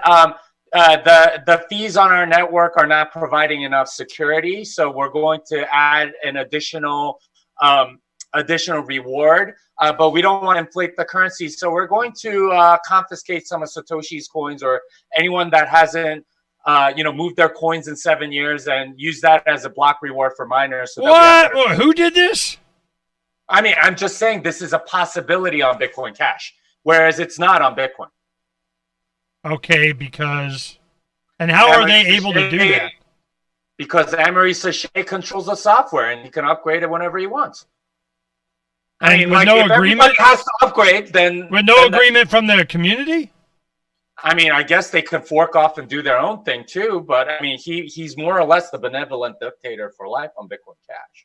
Okay, it seems to me that there's the same need to have what happened, what the threat has always been before with Bitcoin is, the miners and the users and everybody, agrees, and this is the chain, and we go over here and it's new. I mean, that's still a requirement, right? Yeah, I mean, assuming that, but okay, you never know. With Bitcoin Cash, basically there's one guy that's in control of the software. It's Amory Sachet. Well, who's in control of the software with Bitcoin Core? I mean, what do we call it? I know they call it the core devs, but there's multiple implementations, and there's Well, let's go. So, what is your function? Your Bitcoin, you submit to the core development. I mean, what's your notoriety? Yeah, I've submitted pull requests and stuff like that. I make changes to the code once in a while. But yeah, I mean, this is it's basically a core repository. It's on GitHub, and if I wanted to put in a pull request, I can. Anyone can, and it gets reviewed. If it's a good change, then it'll get merged in. If it's not, then it won't. Well, how much more is there to do? I mean, it seems to me like all the effort is going not in Bitcoin, but on layers that would interface with it. No, I mean, there's plenty going on in Bitcoin. There's always like efficiencies and things like that. Yeah. And, SegWit was an obviously big one. There's something called Taproot coming. That's a lot of work, and making sure that it is backwards compatible is a lot of work too. There's making sure that the build process is deterministic, so anyone can make it and not like exploitable in some way by some third party. There's a lot of ways in which a lot of things that Bitcoin core devs are working on at the base layer. Yeah, well, maybe we can get into some of the advantages of Bitcoin as we have the discussion here. But I wanted to get that out, and you're, of course, a Bitcoin. Well, define maximalist for me. I keep hearing this Bitcoin maximalist thing, of which I would imagine you fall in that category. But describe what that means to you. Well, so a lot of people think it's prescriptive in the sense that, I'm just cheerleading for Bitcoin and think everybody else is crap, kind of like a sports team or something. I'm just cheering for them, and I happen to be a fan.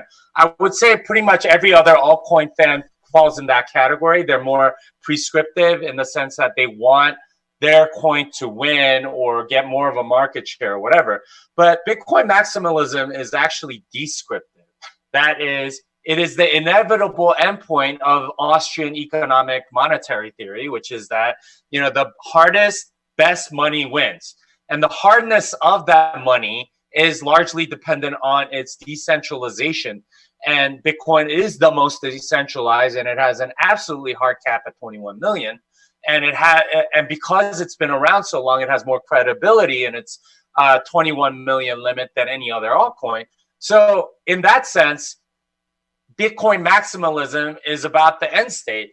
Money, people tend to congregate around the money. There's a network effect of scarcity, a network effect of money that Bitcoin is capturing, and that all the other altcoins will not, as a result of the advantages that Bitcoin has. Well, okay. I'm glad that you're doing this. Could use any of those photos. I put up so I could have mine in there too to get a little more entertainment. But what's with the cowboy hat thing? It's so that Westerners don't think all Asians look the same. If you get differentiation of something, I mean, what was that about? Well, so I have 3 reasons for wearing the cowboy hat. First, I'm from Texas. I'm from Austin, Texas. I say no more. Yeah, so that's definitely a part of it. Number 2, I tell people that crypto and Bitcoin, everything is a lot like the Wild West, right? Like it's not very regulated, but there's a lot of opportunity and a lot of danger and a lot of scams and things like that. So for me, the hat represents that. And the third reason is because I really love the 1800s era, and I think it captures the spirit of Bitcoin very well, in the sense that that era was based on the gold standard, number 1, and we had hard money.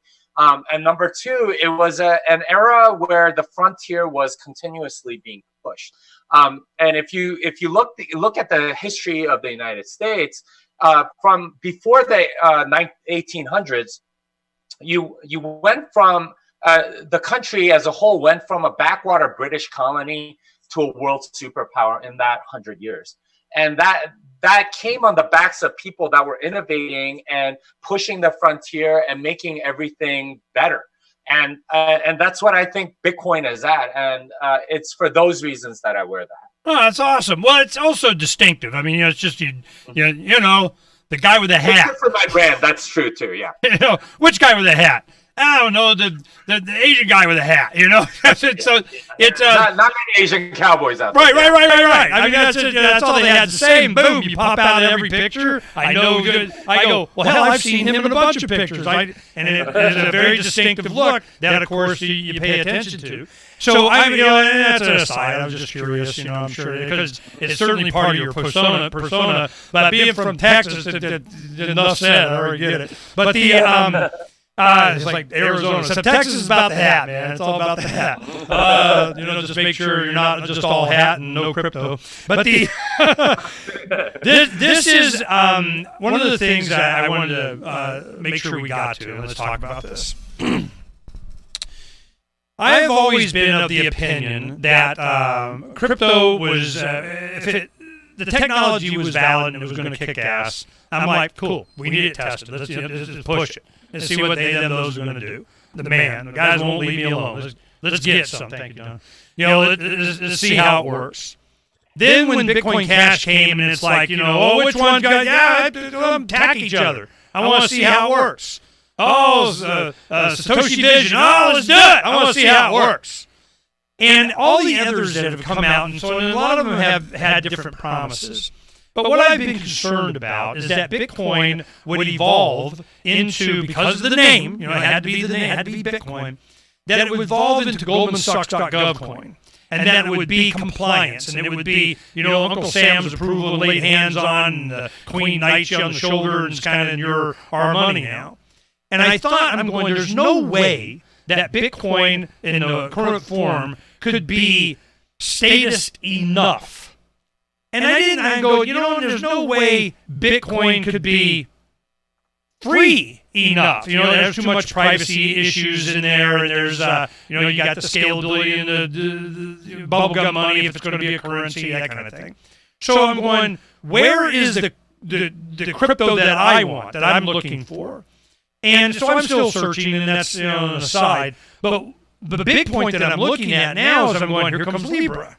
Facebook, if Bitcoin was counting on being compliant with demand enough to be picked and they'd be the one, Lieber's going to kick your ass. Lieber's going to be KYC of Zeke Heil of weird, absolutely with special drawing rights, basket of currency of whatever, and they're going to be it and approved by.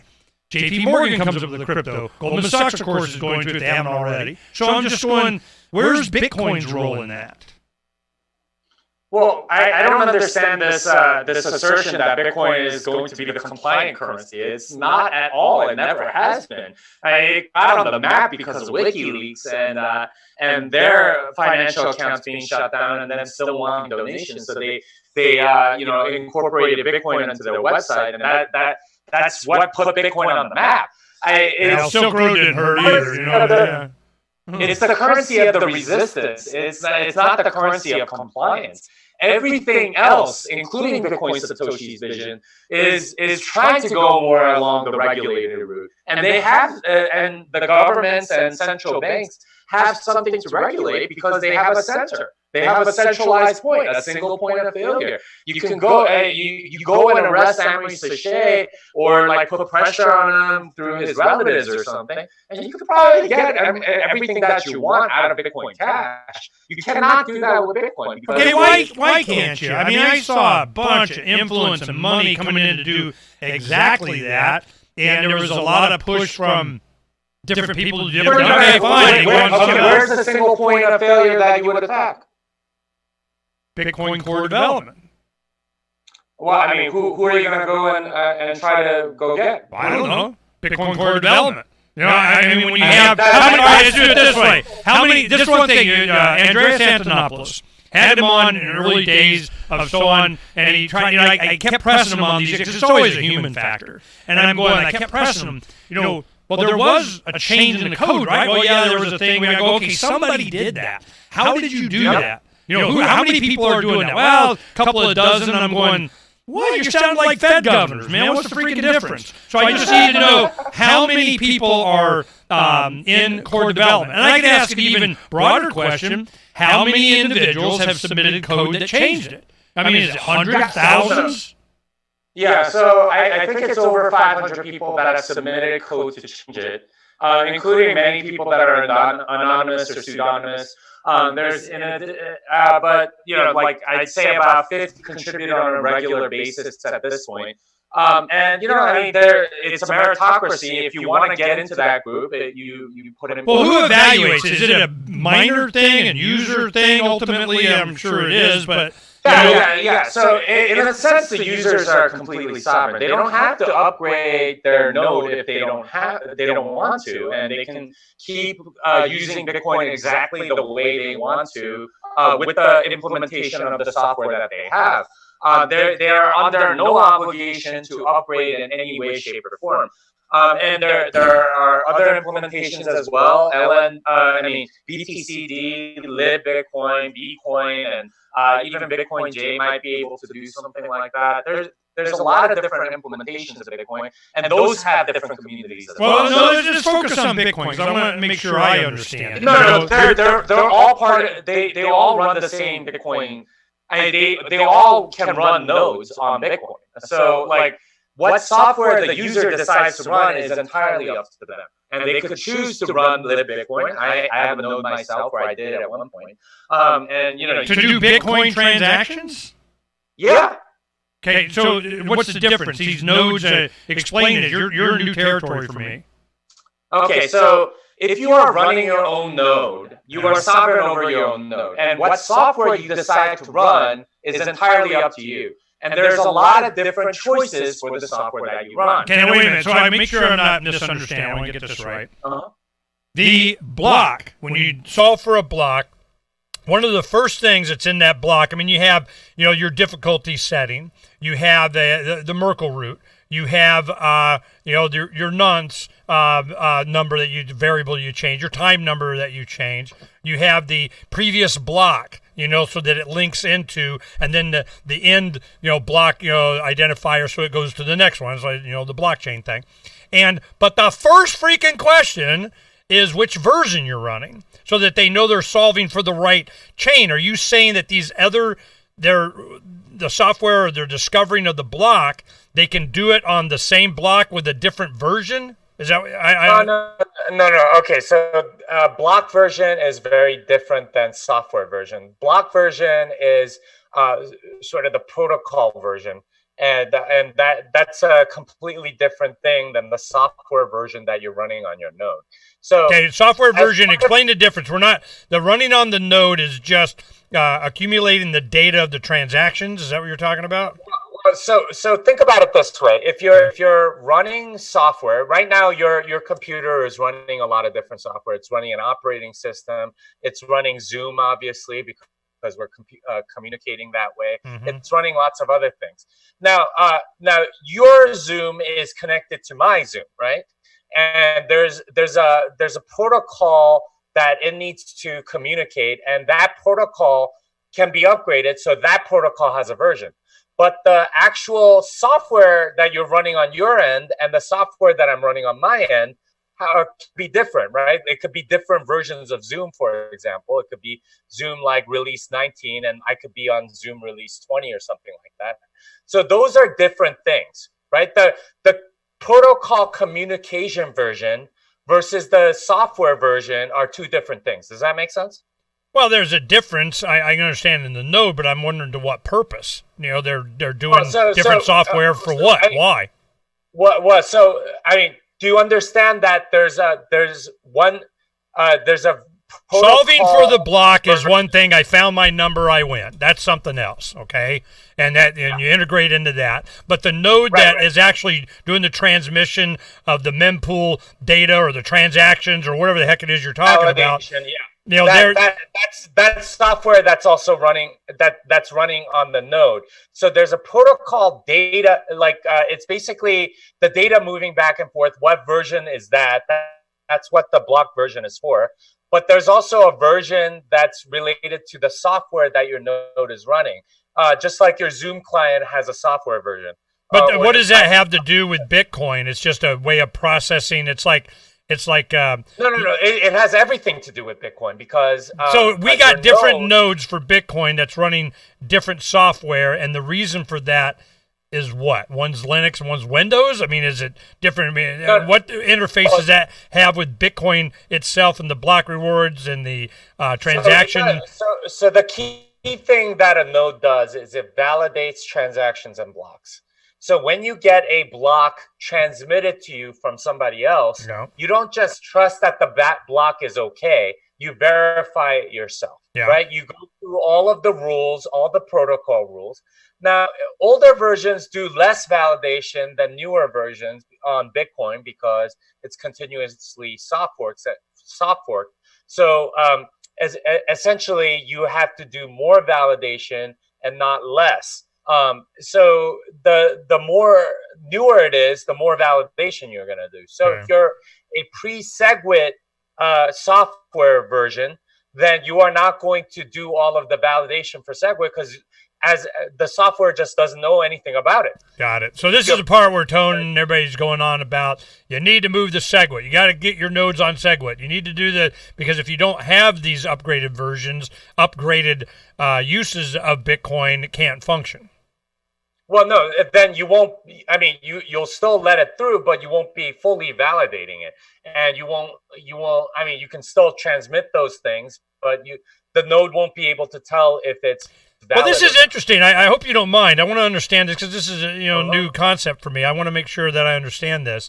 When you have a node, I have a node. We are running two different software to validate the number. They get their zeros in front of there, and we hit the target and everything below, and we win. And I get it, and I transmit that, and then it's got to be validated by everybody, or whoever thinks they need to validate. And then they start on the next block. And you're saying your node and my node could do the same thing using different software. Yeah.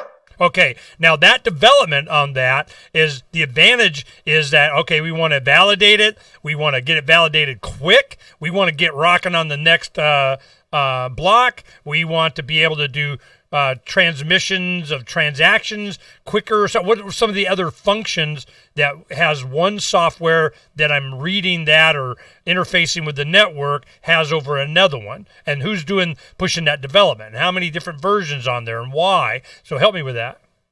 Okay, well, so there's lots of different versions. Bitcoin Core has like at least you know 18 different major releases that it's gone through, and many more minor releases. LibBitcoin has a bunch, Bitcoin has a bunch, BTC has a bunch. So there's a lot of different versions of the software that you could possibly be running, and all of them do different validation. And generally, the later it is, the more validation it's doing. And certainly after the next soft fork, if it gets through something like Taproot, then it'll do even more validation. And the advantage of running the latest one is that you validate. You validate using the latest rules, so you're not going to accidentally say this is valid when it's actually not. And this is and this is important now. Why? I mean, there was a need for this. Is there a speed thing? Is it a security thing? Is this part of your making it secure? For it to be more gold-like or something. I mean, what is the purpose of this? So let's go over, for example, what happened with SegWit. So SegWit fixed a whole bunch of things, and from sort of a validation standpoint, it makes a lot of validation a lot quicker. Mm-hmm. It also allows more transactions to go into a block. It was a block size increase essentially. Mm-hmm. There's a clearer upgrade path for future development. It did a whole bunch of things. Now, if you're running an older one, and you give it a SegWit block, it'll still think it's valid. But it's possible to have an invalid SegWit block that an older software still thinks is invalid, but the newer software that the older software thinks is valid, but the newer software thinks is invalid. And this is where you can get into a soft fork. The thing is, if you have more nodes that are newer, then the older, then it'll eventually overtake, and it'll still be valid with the older nodes, but the newer nodes essentially will win. So yeah, so you're saying that people that are operating the older node software just be left out and they convert or die. Well, so no, they wouldn't convert or die. They would eventually go over. They can keep running that, and it'll eventually be in sync with the other one, with the newer nodes, as long as more miners are running the newer nodes than the older nodes. But essentially, the user is sovereign over what rules. Well, maybe. I mean, if it doesn't interface, if it's not working, then your one don't work no more. So no. I mean, it depends on what everyone else is doing. Okay, so, but you have the choice. The user is sovereign. Okay. Okay. So this is what the thing is. We want the choice of this. You don't have it. We forked. I mean, that's what happens. But I'm looking at when SegWit happened. I remember, covering this and having the guys talk. I wasn't personally involved in getting all impassioned on Reddit or something, but I remember it was SegWit is the cure, and we pinky swear that if you guys sign on to this, that we will go ahead and make these block increases, and we'll go do this if you'll advocate for SegWit, and we'll start to scale the chain, and we'll be able to cheaper blah blah blah and do this. Well, that was a bunch of companies that promised them that, and they were not in a position to do that. Yeah, and honestly, they promised something that they couldn't deliver, and surprise, surprise, they couldn't deliver it. The thing is, in Bitcoin, users are sovereign. I get to run whatever software I want on my node, and if somebody tries to push on me, a software upgrade that I don't want, I don't have to run it. And what are they looking to do? These software upgrades for different versions of processing the transactions and validating and all that.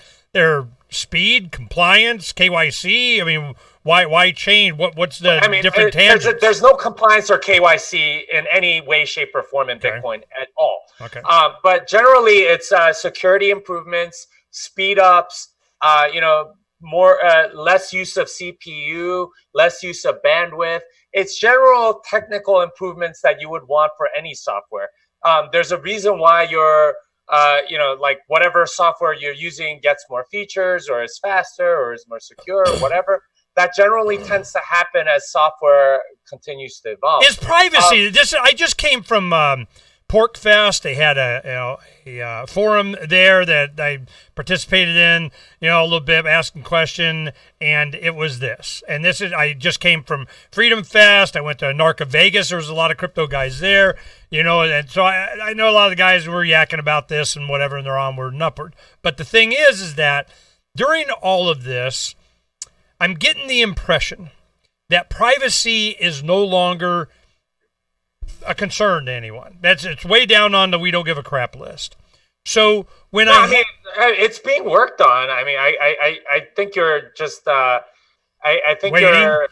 You're like drinking the Kool-Aid of all the altcoiners. Honestly, like that. No, this is I tell you, Jimmy, this is the reason why I was interested in crypto from the beginning. It cannot be a central bank killer unless it can be used as a store of value, used as a currency, be secure, and I wanted anonymous. If it can't be cash, then it's not really ever going to compete with precious metals or cash or something that I can go on Craigslist and trade. That you could get a lot of the privacy you want by going to the liquid side chain, doing a few transactions and getting it out. You can already do that. And like but I need a grandma adjust button, Jimmy.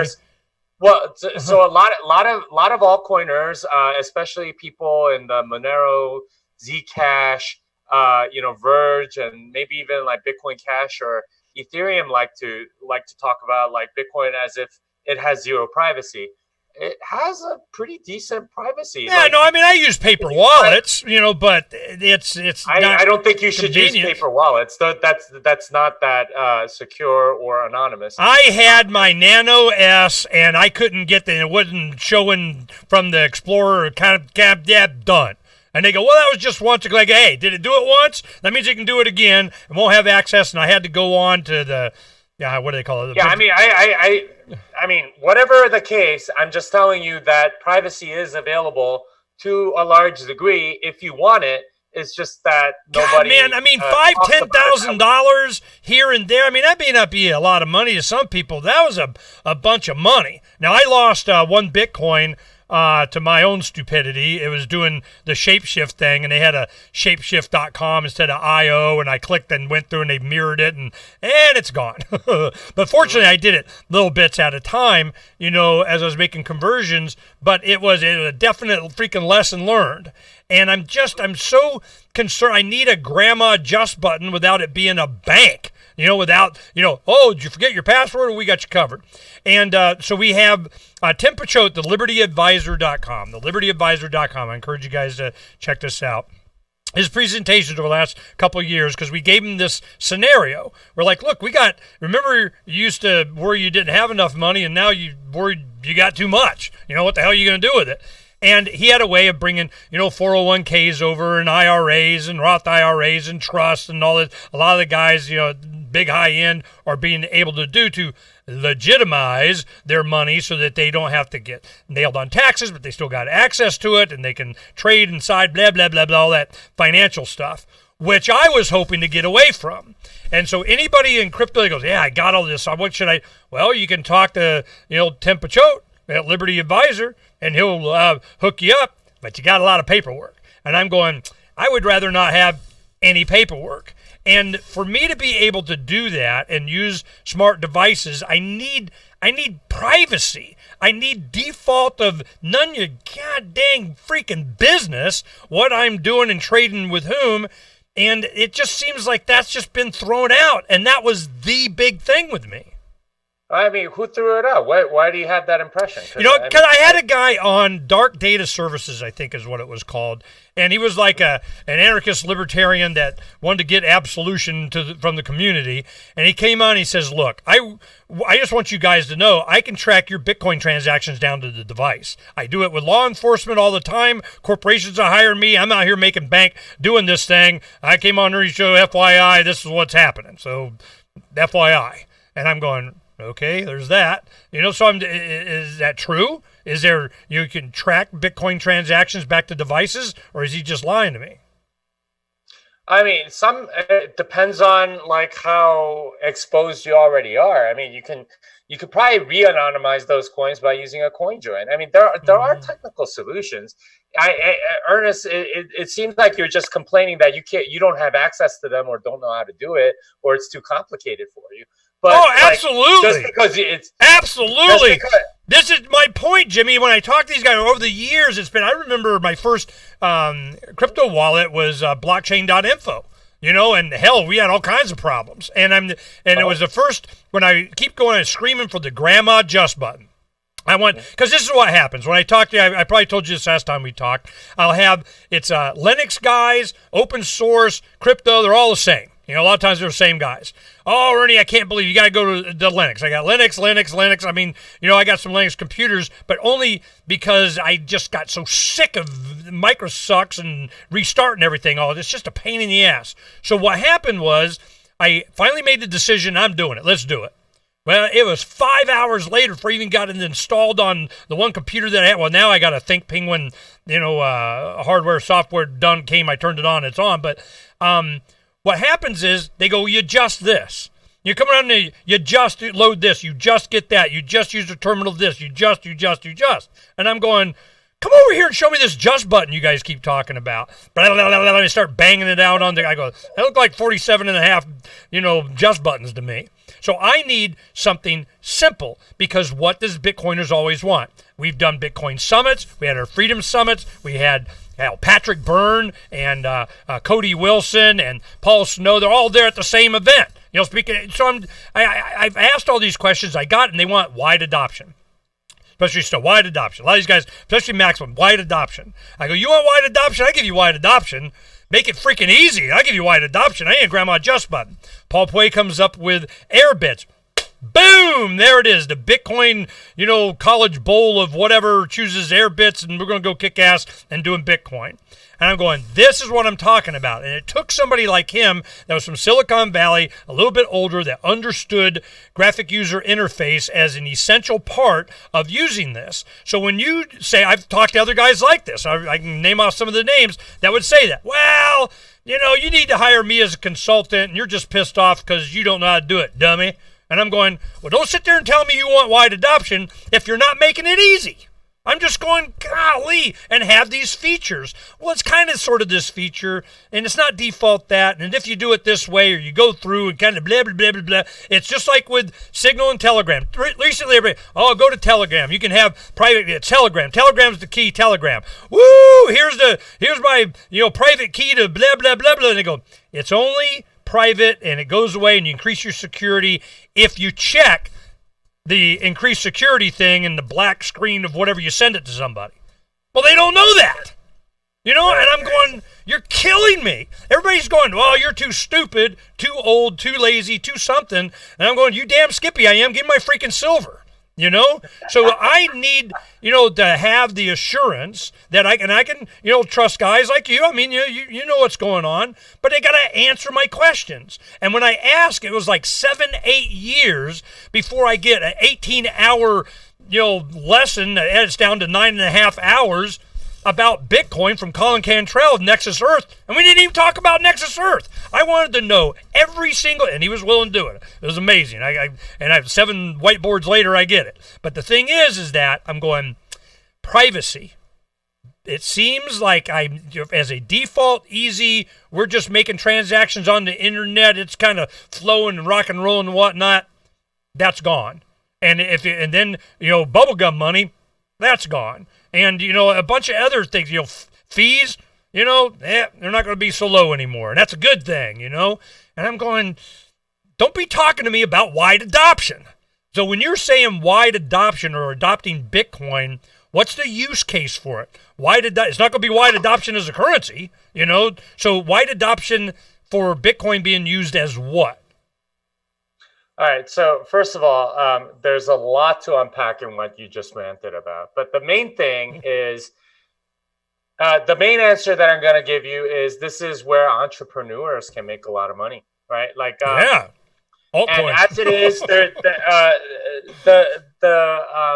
at least the way the market's been moving, and from what I can see, most of the demand is in using Bitcoin as a store of value. So people want some exposure.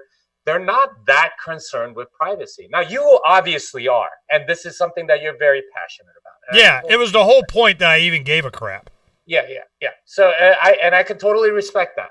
But if you look at the market and look at the people that have been working on the different projects, you can see that most of the wallets don't really care that much, right? They all call back home, and their architecture is such that there's a central server that serves them all of the data, and all of the data, like it can get de-anonymized real quick because all of the data is sitting in one place, and they can easily figure out who you are and so on.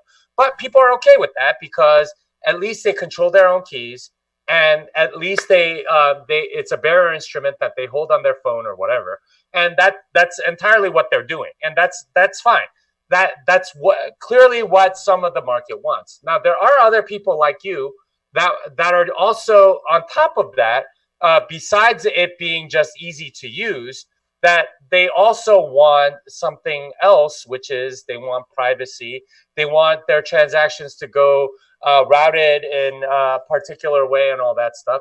And of course, those things are adding a lot more complexity. And you can see that in the user interfaces of something like Samurai Wallet, where you have to use like these ricochet things and it costs more money and all this other stuff. If you use Wasabi Wallet, doing a massive coin join and going through all that in itself is painful, takes a long time and all that stuff.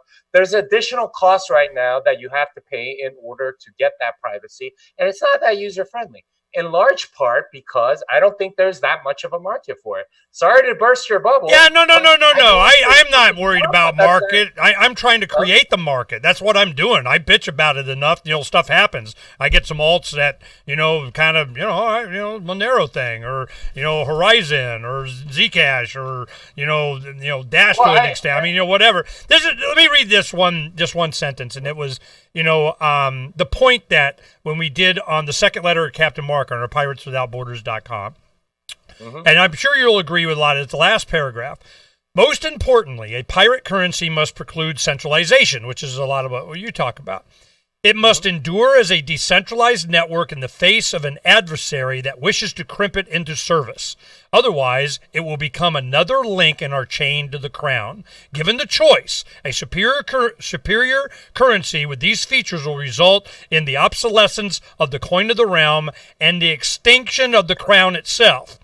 I understand that it can't be another link in our chain to the crown. I don't want them to surveil or evaluate or I mean, they're gonna do that anyway because your privacy is. I don't want to help them, and I thought this was supposed to help that. I'm just like, I don't need another mechanism. Sure as hell, a digital record of everything that I do going to they, them, those. It's not going to have the adoption, certainly of the people I think that were the ones that bolstered its use so much. It's just not. So there's a theorem about this, which has been proven, I think. Essentially, you can get perfect blinding or perfect binding. And blinding means that you get the perfect privacy that you're talking about. No one knows anything about any transaction. You get zero information from looking at a transaction. I vote that.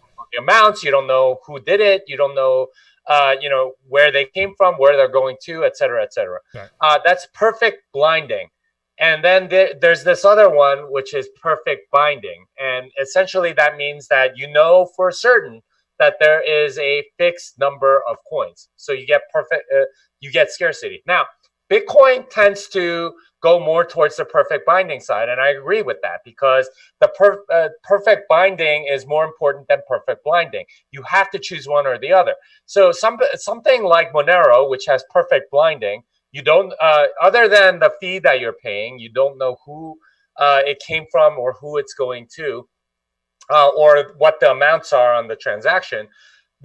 And you can't get any information from any transaction that you look at because it has perfect bindings at stake. So if I find some sort of some elliptic curve exploit or something like that, and I execute it on Monero, I can inflate their currency by 100 million Monero or something like that. And you have no way of knowing. No outside observer would be able to tell. It's just that, oh, okay, well, there's another 100 million Monero and whatever. Same thing with Zcash. They, at least their shielded transactions are perfectly blinding, which means that they give a perfect binding. You have no way of knowing. And in fact, there was an inflation bug in Zcash as a result. So you kind of, because of the math of this, you have to choose one or the other. Now, why can't I have gold and silver? Why can't I have both? Why can Bitcoin? You do. You have perfect blinding on Liquid. It's just that when you enter Liquid, the things I don't want somebody to know is not whether I moved my $1 billion from here to there to do whatever, and a Bitcoin transaction may be better. I'm wanting it in a day-to-day use. I'm wanting it to be something that I can help an ecosystem free ourselves from this oppression. I need that. I want that. I gotta have it. And I'm wondering why. Wait, what are you talking about? Like, give me a solid example of what you want to. Coffee. I want to be able to use it in my daily life and them not track. I go to the store. I tell you this is a good example.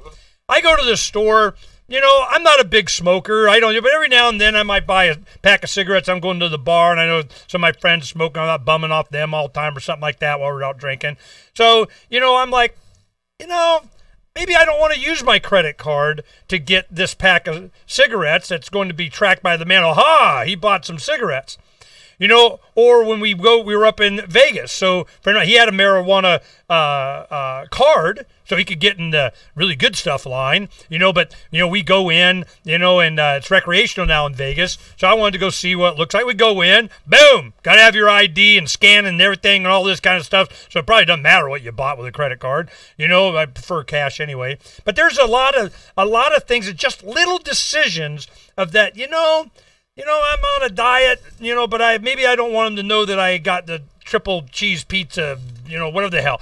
I want to be able to make these decisions to where I can have privacy in my purchases on what I get online, of what I buy. I got, the next Yemen drone strike by the CIA on the same freaking server as my movie picks on Amazon. Literally. I get what you're saying, but unfortunately, all of that those horses left the barn a long time ago.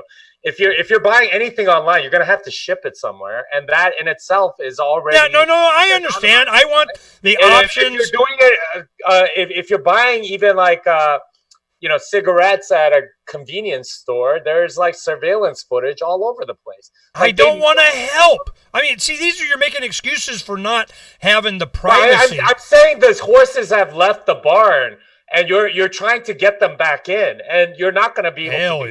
Hell yeah. Well, that's my goal. Now, this is why we have the letters, the second and third letter. One's about cryptocurrency and one's about privacy. If you're concerned about that, then you take away more of the surveillance state first. That's much. Oh, you're freaking kidding me. You think this is not surveillance state material? They're going to use it, but there's a lot more convenient things for them to use. There's a lot more lower hanging fruit than this. This is. If you're physically entering a store, they already know that you're entering that store, right? And they have surveillance footage everywhere. They probably have your cell phone GPS location, or can triangulate exactly where you are. There's a lot lower hanging fruit that you need to attack first before you're going to be concerned with it. Now, I agree that this would be nice, right? But I just want to make sure that we understand. I know that you're advocating in our conversations that Bitcoin is not the privacy. It's more about making sure you don't have inflationary aspects of money, and that it stores value well. And one of the other big things is I don't know that it could ever be censored or stop a transaction. That's not a threat, is it? No, it's not. So you can't stop the transaction. It's secure as your experience is. It's going to be there, and it maintains its value because of the scarcity and its security and the privacy. You can do it if you really want to, but it's not going to be bubblegum money, and get over it. So I'm going, Okay, well, there's that. You know, No, it's no. You can use it as bubblegum money. It's just not going to have sort of the privacy properties you're asking. But now the bubblegum money, I'm not spending, big giant transaction fees and get because that was a problem even this summer at Porcupine Freedom Festival. You know, people were going to buy pizzas. Hell, man, it was like a 15% tax. You know, so I'm going, holy crap. Well, this is. You know, I understand your advocacy for it for these particular reasons. I'm just wanting to understand the Bitcoin maximalists as they're emphasizing these. It seems like they're not answering to or serving the market that I want. I mean, I think they're already there, or I mean, certainly if there was enough market demand, you can do the whole thing on Liquid, right? Like, and nobody would know. At least on chain that you. Well, talk about on Liquid. Liquid. I've not even heard of Liquid. I don't know what's a Liquid. Okay, and Liquid is a side chain produced by Blockstream, and it has very strong privacy guarantees because it has confidential assets, confidential transactions, and it's a separate side chain, and it uses essentially signatures in order to progress blocks and so on. So it has very regular blocks at 1-minute intervals. So is this easy for Jimmy Song or easy for Ernie Hancock? Well, I mean, it depends on what software comes out for it. There is a Liquid. Right. So they're making an effort of off-chain kind of stuff. See, that's one thing. Lightning, as I went through, it didn't take me long to go. I'm not a fan of this. It has to be preloaded. You got, it's like KYC going on. You have these central nodes that will fund the thing, and everybody's connected. I'm just like, I just didn't. There's no KYC going on. What are you talking about? Okay, there's not going to be. No, I mean you can open channels with whoever you want, and that's fine. When do they become a financial institution? They don't.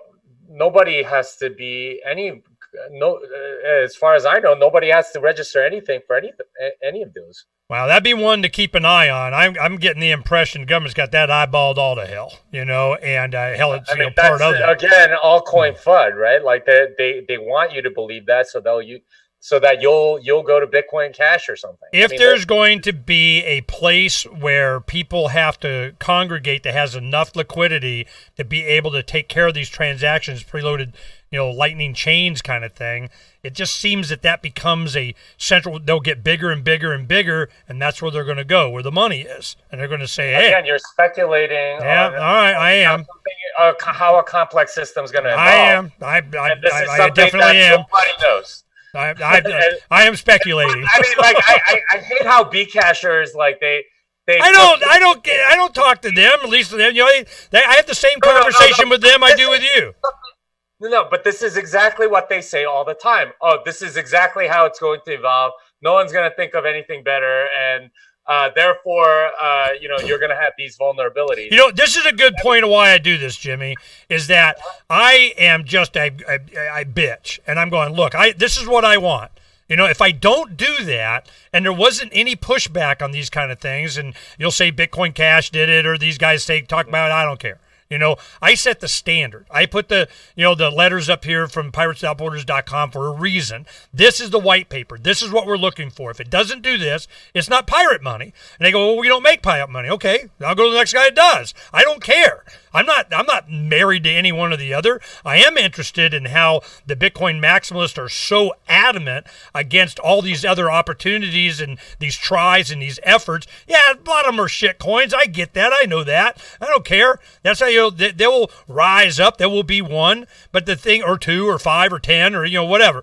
But the point is that Bitcoin, what it offers me is I have some Bitcoin. I got a little bit of something, but I usually try and I'm bleeding it off into others with tech that I support, which has privacy as one of the main things, because that was the promise that I thought was the most important. It's not what you think is important. You think this value and the stored value and the security and the decentralization and the legacy and so on, that is much more important, and that is best represented by Bitcoin. I understand that.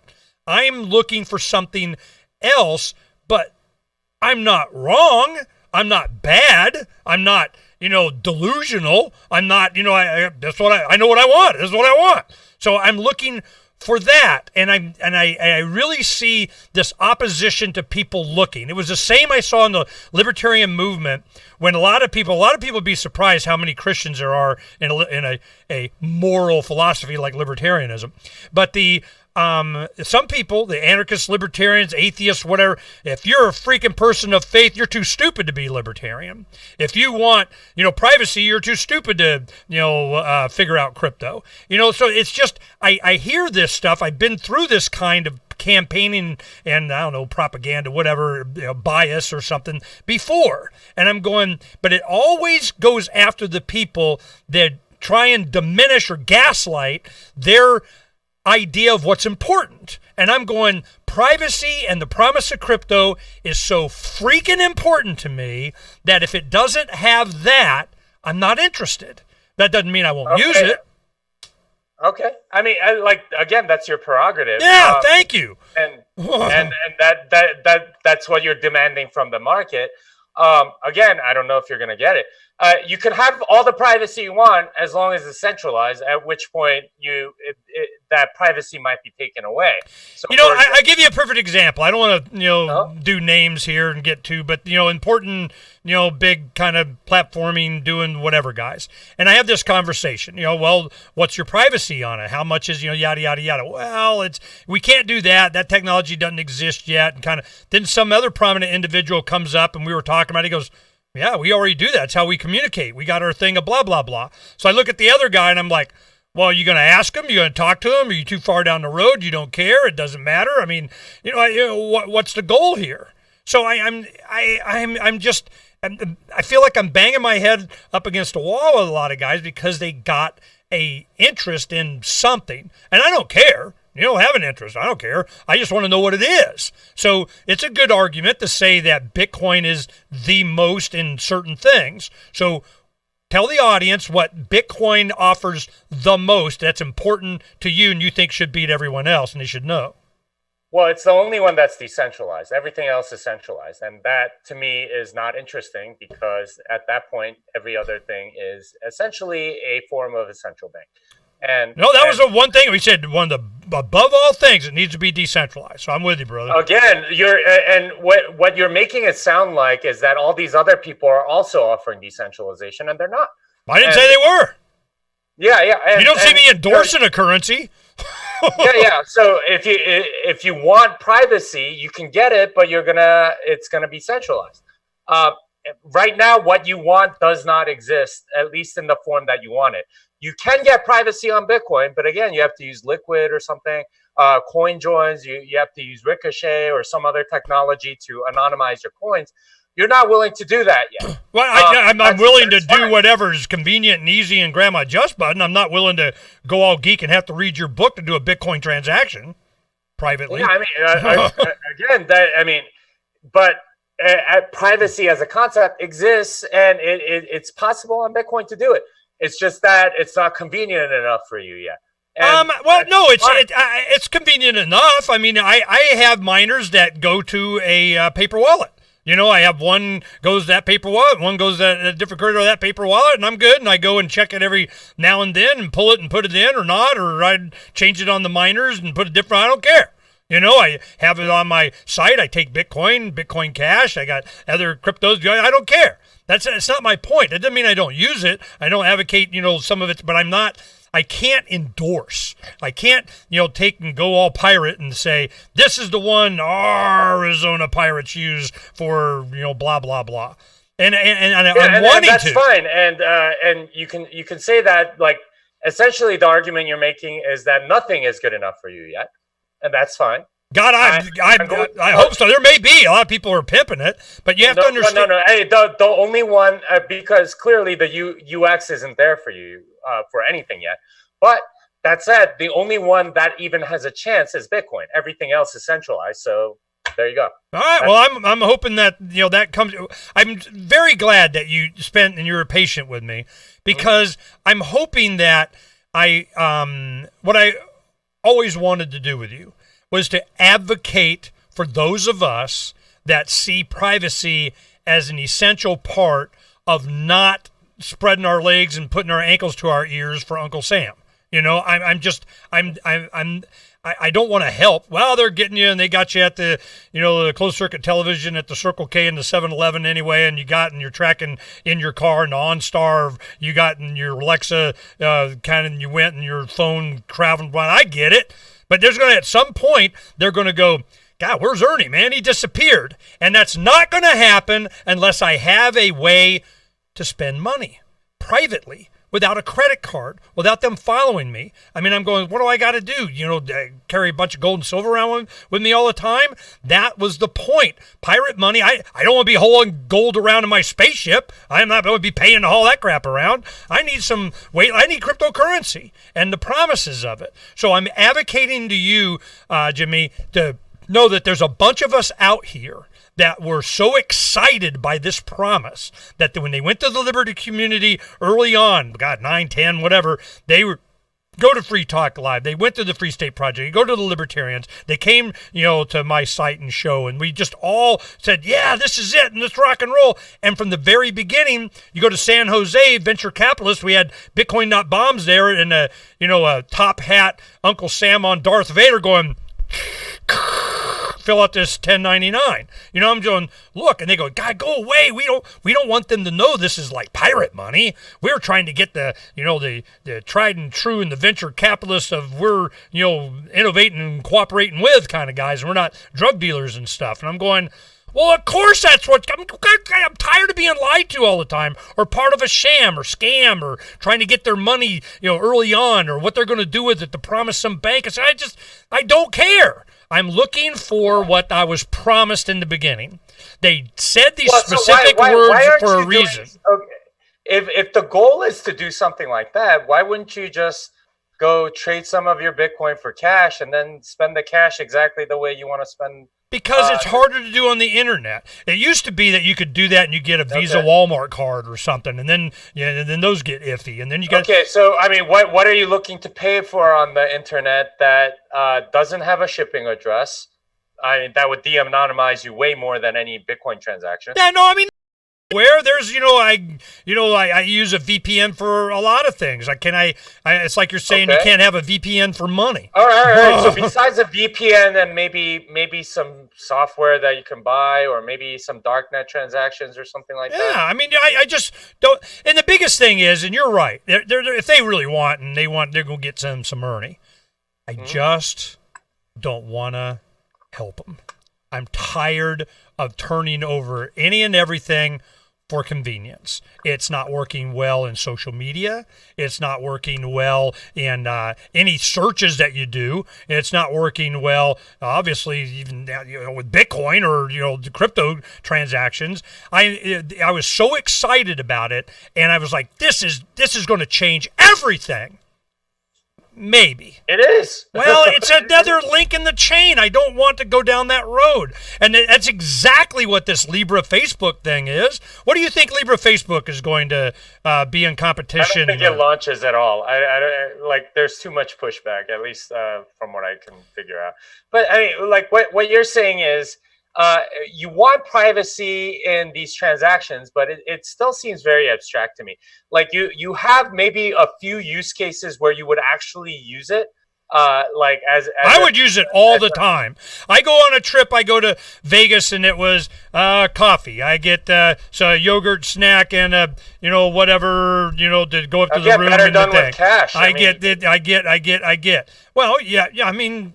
Well, which is what usually happened, but I would love to support a crypto ecosystem by being able to use it for everything. What does support mean to you? Is it spending that particular currency or increasing the velocity of that currency or something like that? No, it is. I'm not sure what that does to actually help anybody. Me, I get to buy stuff and they don't know it. Well, but I mean, you can again use cash and get the same exact benefit. Not online, and not and again. I would think you're saying that, but me physical, and right now you're saying you suddenly transition to, well, I want to pay for my VPN and maybe some software or something like that. Maybe. Well, you're saying I'm not benefiting the crypto ecosystem by using it as a currency? Well, I mean, like, I'm not sure who you're benefiting or how. Like, I don't know. I mean, maybe I'm not. You know, if Jimmy Song says I'm not benefiting, you know, by using it in currency transactions, then I got to pay attention and say, okay, well, damn, why?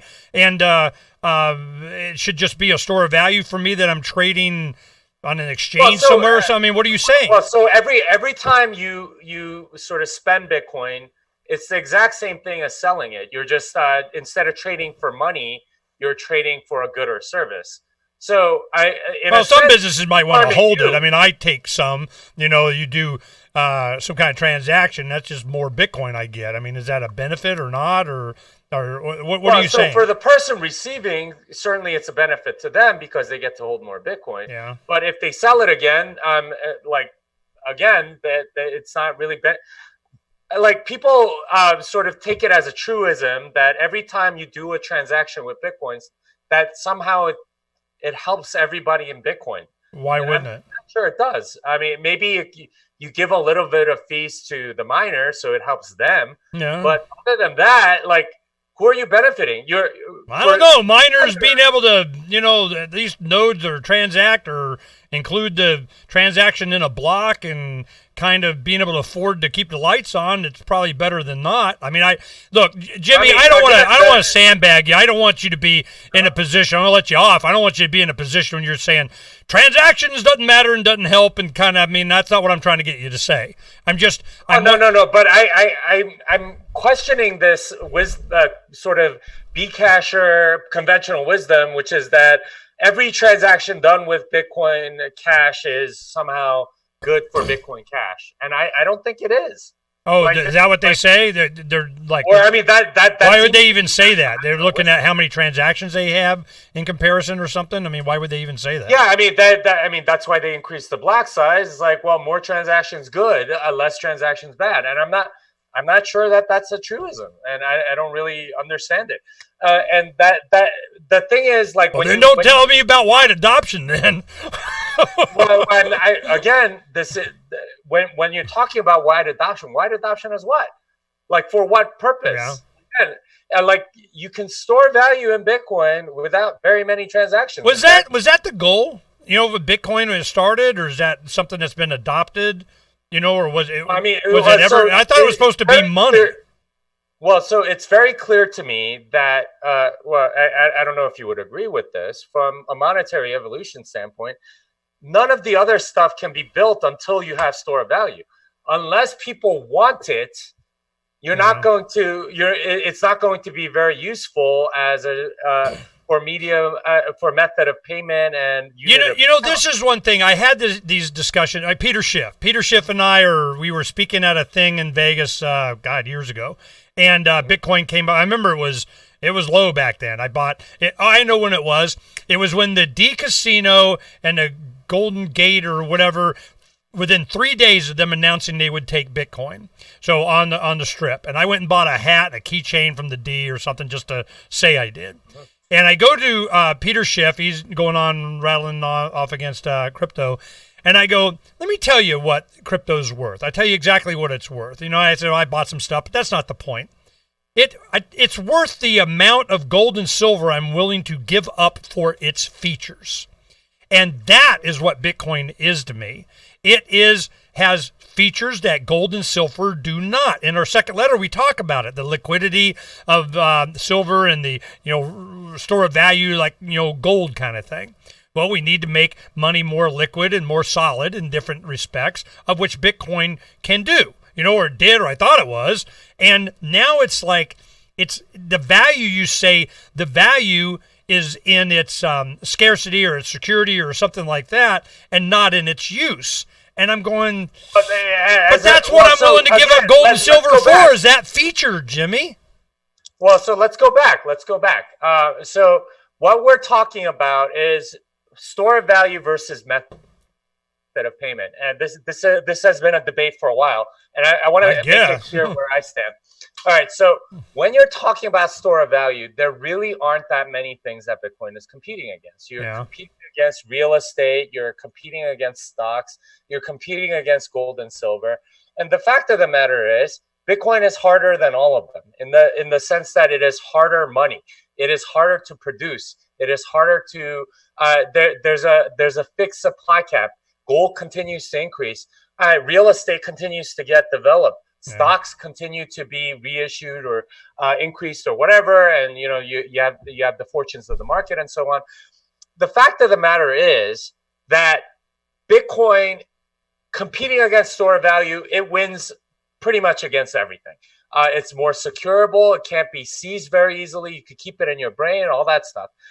A method of payment, it's competing against like 400 other players. And the fact of the matter is, most of those players, most of the merchants that do take Bitcoin don't keep it in Bitcoin. What they do is they convert it out to US dollars or whatever because they need to pay their vendors. They don't actually want it. So they're really using it as a really crappy credit card. Maybe you get a couple, discounts here and there or whatever. But what you have is, method of payment. It's just not that useful. It's competing against too much, and it's until people are demanding it, it doesn't really make sense.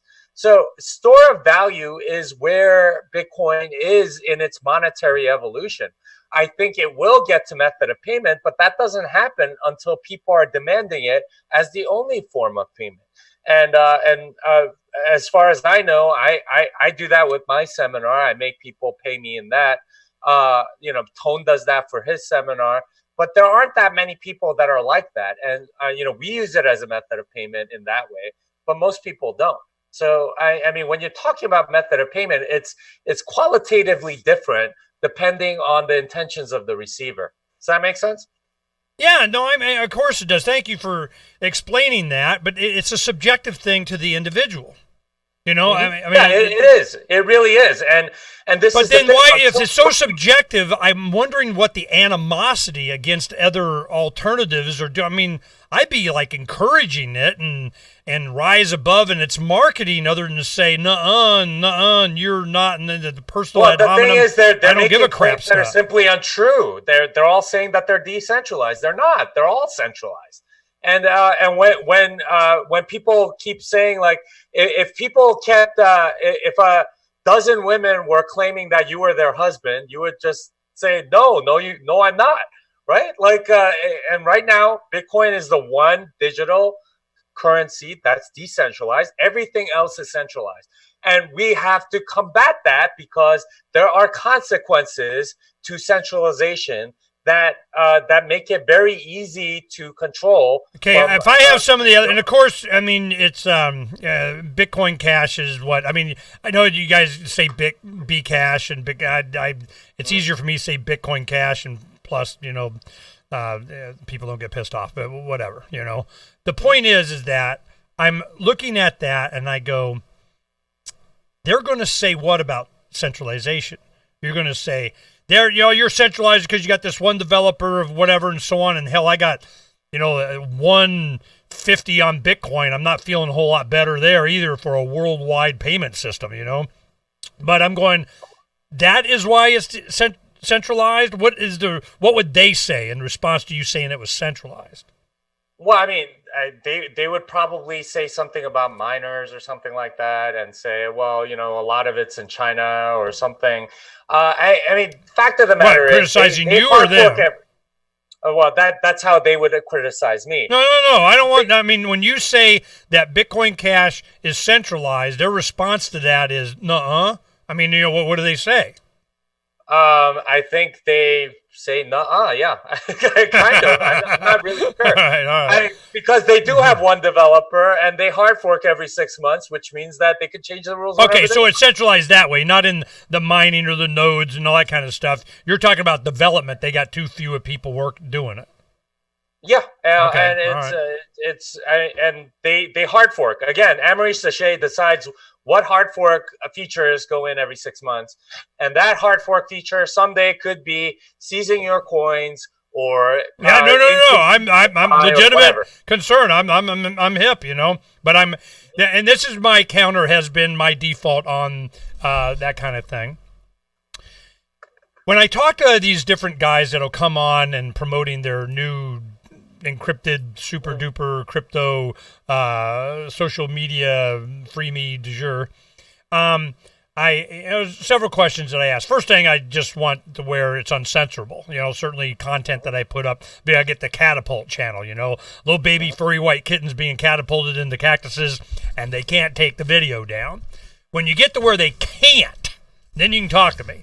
Well, they go, well, it's difficult, and our policy is, and I go, little baby furry white kittens getting catapulted, cactuses, what about that? Well, yeah, I think we would, that's what I thought, so you got to give extreme examples like this.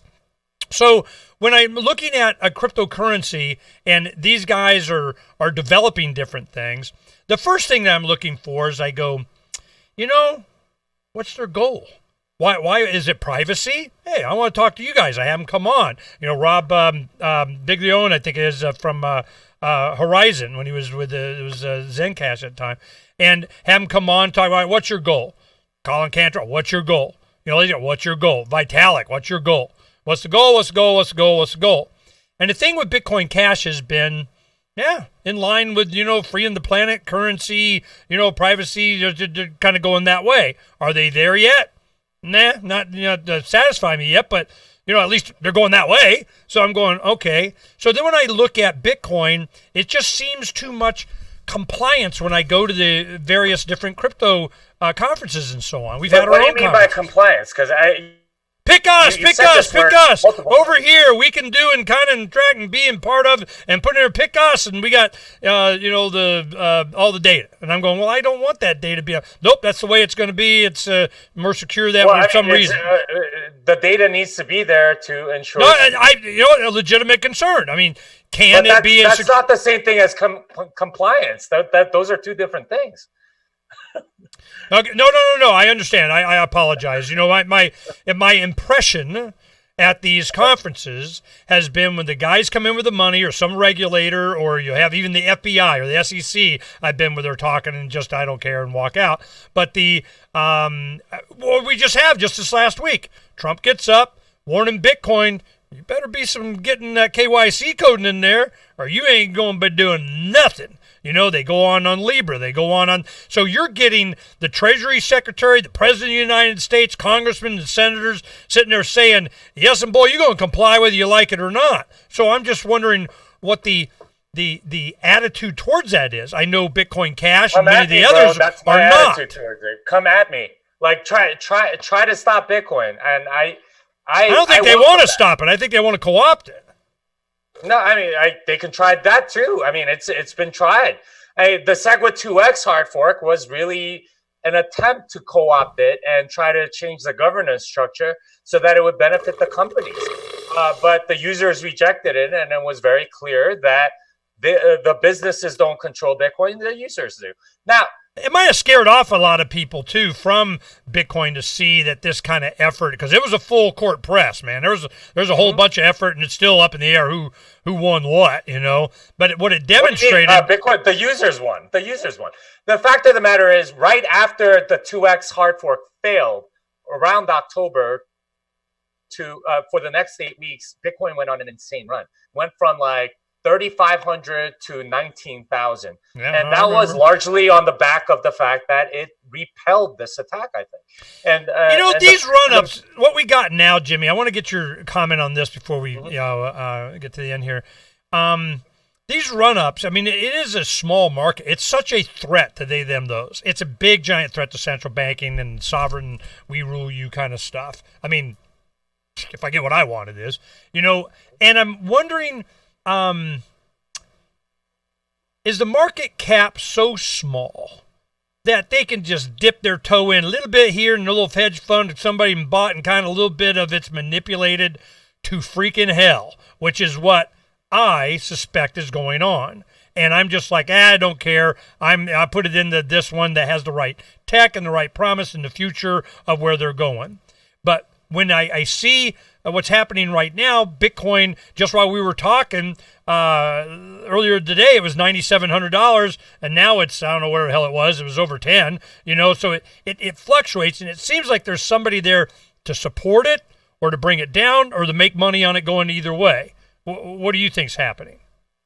Yeah, I mean I don't understand all these people that want stability against the dollar. I mean, the whole point is that this is an independent asset. If you want I want stability for purchasing, for going. It's worth whatever it is when I did it. It's like gold. And that's not going to happen until the the merchants are using using Bitcoin as a unit of account, and that's way further down on the monetary evolution. And I mean, you're wanting things way before. I'm advocating for things that I want, that I work for, to be part of the free market. When MadeSafe came out with their, WikiLeak kind of operating system of everything's encrypted if you don't know nothing to nobody for anything, and it's got a crypto too kind of deal. When they did that, man, I was all over it. I'm just like, IPFS, Filecoin, man, SIA, whatever. I mean, let's do it. Woohoo, man, let's go. Because that is the role that I play. I am doing the best I can to advocate for these things that I know, or at least believe very hard, that is going to change the future of my grandchildren. And the promise of crypto has been, I'm an old activist. I'm 58. I've been doing this since 88. And first thing you learn, the Federal Reserve ain't Federal Reserve. You're out there passing out $1 trillion bills, all that libertarian activist stuff people didn't even freaking know. And it wasn't until the 2007-8 LEvolution with Ron Paul that people started to realize this isn't really about this or that or all these other things they're talking about. This whole thing's about the Federal Reserve. This whole thing is about the money. This whole thing is about our enslavement. This whole thing. Then you got James Corbett does a thing on Century of Enslavement on the Federal Reserve. What does YouTube do? You can't watch it unless you're logged in, so you can be old enough at 18, because we don't want high school students doing reports on the Federal Reserve. So I'm just like, what the hell? It's all about the money. And when they come up with this promise, it's going to give me something to really go after them. I just want to make sure that the excitement, enthusiasm that I have for crypto and its promise doesn't lead my audience and readers and friends and family down a road to just a longer leash. I don't. Well, so you're talking about a lot of different things. But yes, let's address the it's thing called freedom. Is the answer? What's the question? Well, so the thing that you first talked about was you wanted more stability to the dollar, and this is a new asset. If you want a peg currency, I don't want stability. I don't give a crap. Why do I care about the stability of the dollar? Well, so but that's what you're asking for when you're saying, well, it's 9,700 in the morning and 10,100. No, I would prefer it be weighted by ounces of gold or silver or something else, or hell, just Bitcoin. I don't care. It's going to be what it buys. But again, it's a new asset class, so it's going to fluctuate. What people want is for all of the convenience of the dollar right now. Yeah. With all of the store of value of Bitcoin, and you can't have both, right? There's a famous central banking trilemma: free capital flows, independent monetary policy, and peg currency. Choose 2 out of 3. You can't have all 3, but that's what people want, and they're complaining about the fact that they can't get it. Well, it's a trilemma. There's a reason it's a trilemma. You can't have all 3. We already have free capital flows because there's lots of exchanges and no one centrally controls it or anything. We already have independent monetary policy because you're going to have only 21 million. So the only thing that's left is that you're not going to be able to have a peg. So that means that it's going to fluctuate in price against the dollar or any other currency. That's how it's supposed to be. You can't get all 3. This is just a pot. Well, give me the 3, Dan. Let's analyze the 3. Go ahead and give me the 3. Free capital flows, okay, independent monetary policy, and peg currency. Why does something have the peg of currency? You're pegging it to. Well, we don't necessarily want it. But when people are asking for stability against the dollar, that's what they're asking for, is a peg currency. Yeah, I think it'd be stability be a lot better if it was, to gold or silver. I know there's other cryptos out there, but Lode wants to make it pegged to silver or gold or however the hell they're going to do that. You still can't do it, right?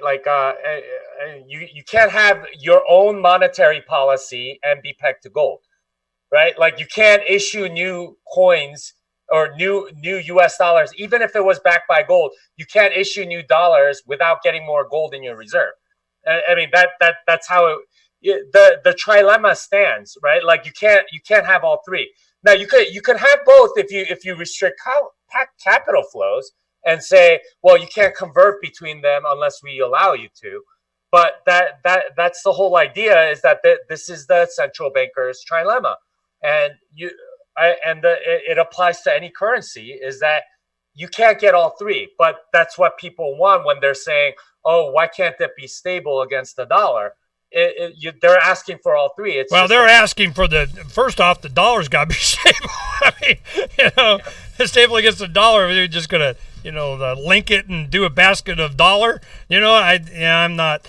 All right, I mean, that's what Tether does, or that's. This is the thing. Like you can't have all three. This is an economic metaphysical fact. And okay, well, let me give you the 2, 3, 5 that I want. I want it to not be able to be stopped. It's uncensorable.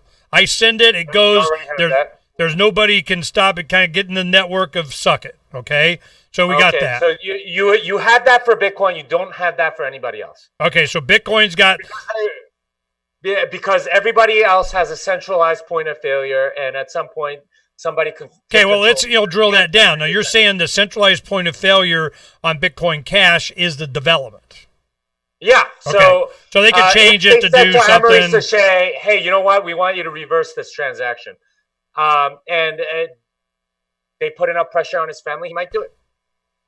All right. So you got the threat of centralization is the number of people that can make it still have to be adopted. I mean, I know that people are going to push back on it, but I'll just let you have your say. Okay, so it's centralization, too few people, developers, gives it kind of a centralization threat. It will fail. That's what I'm saying. Okay.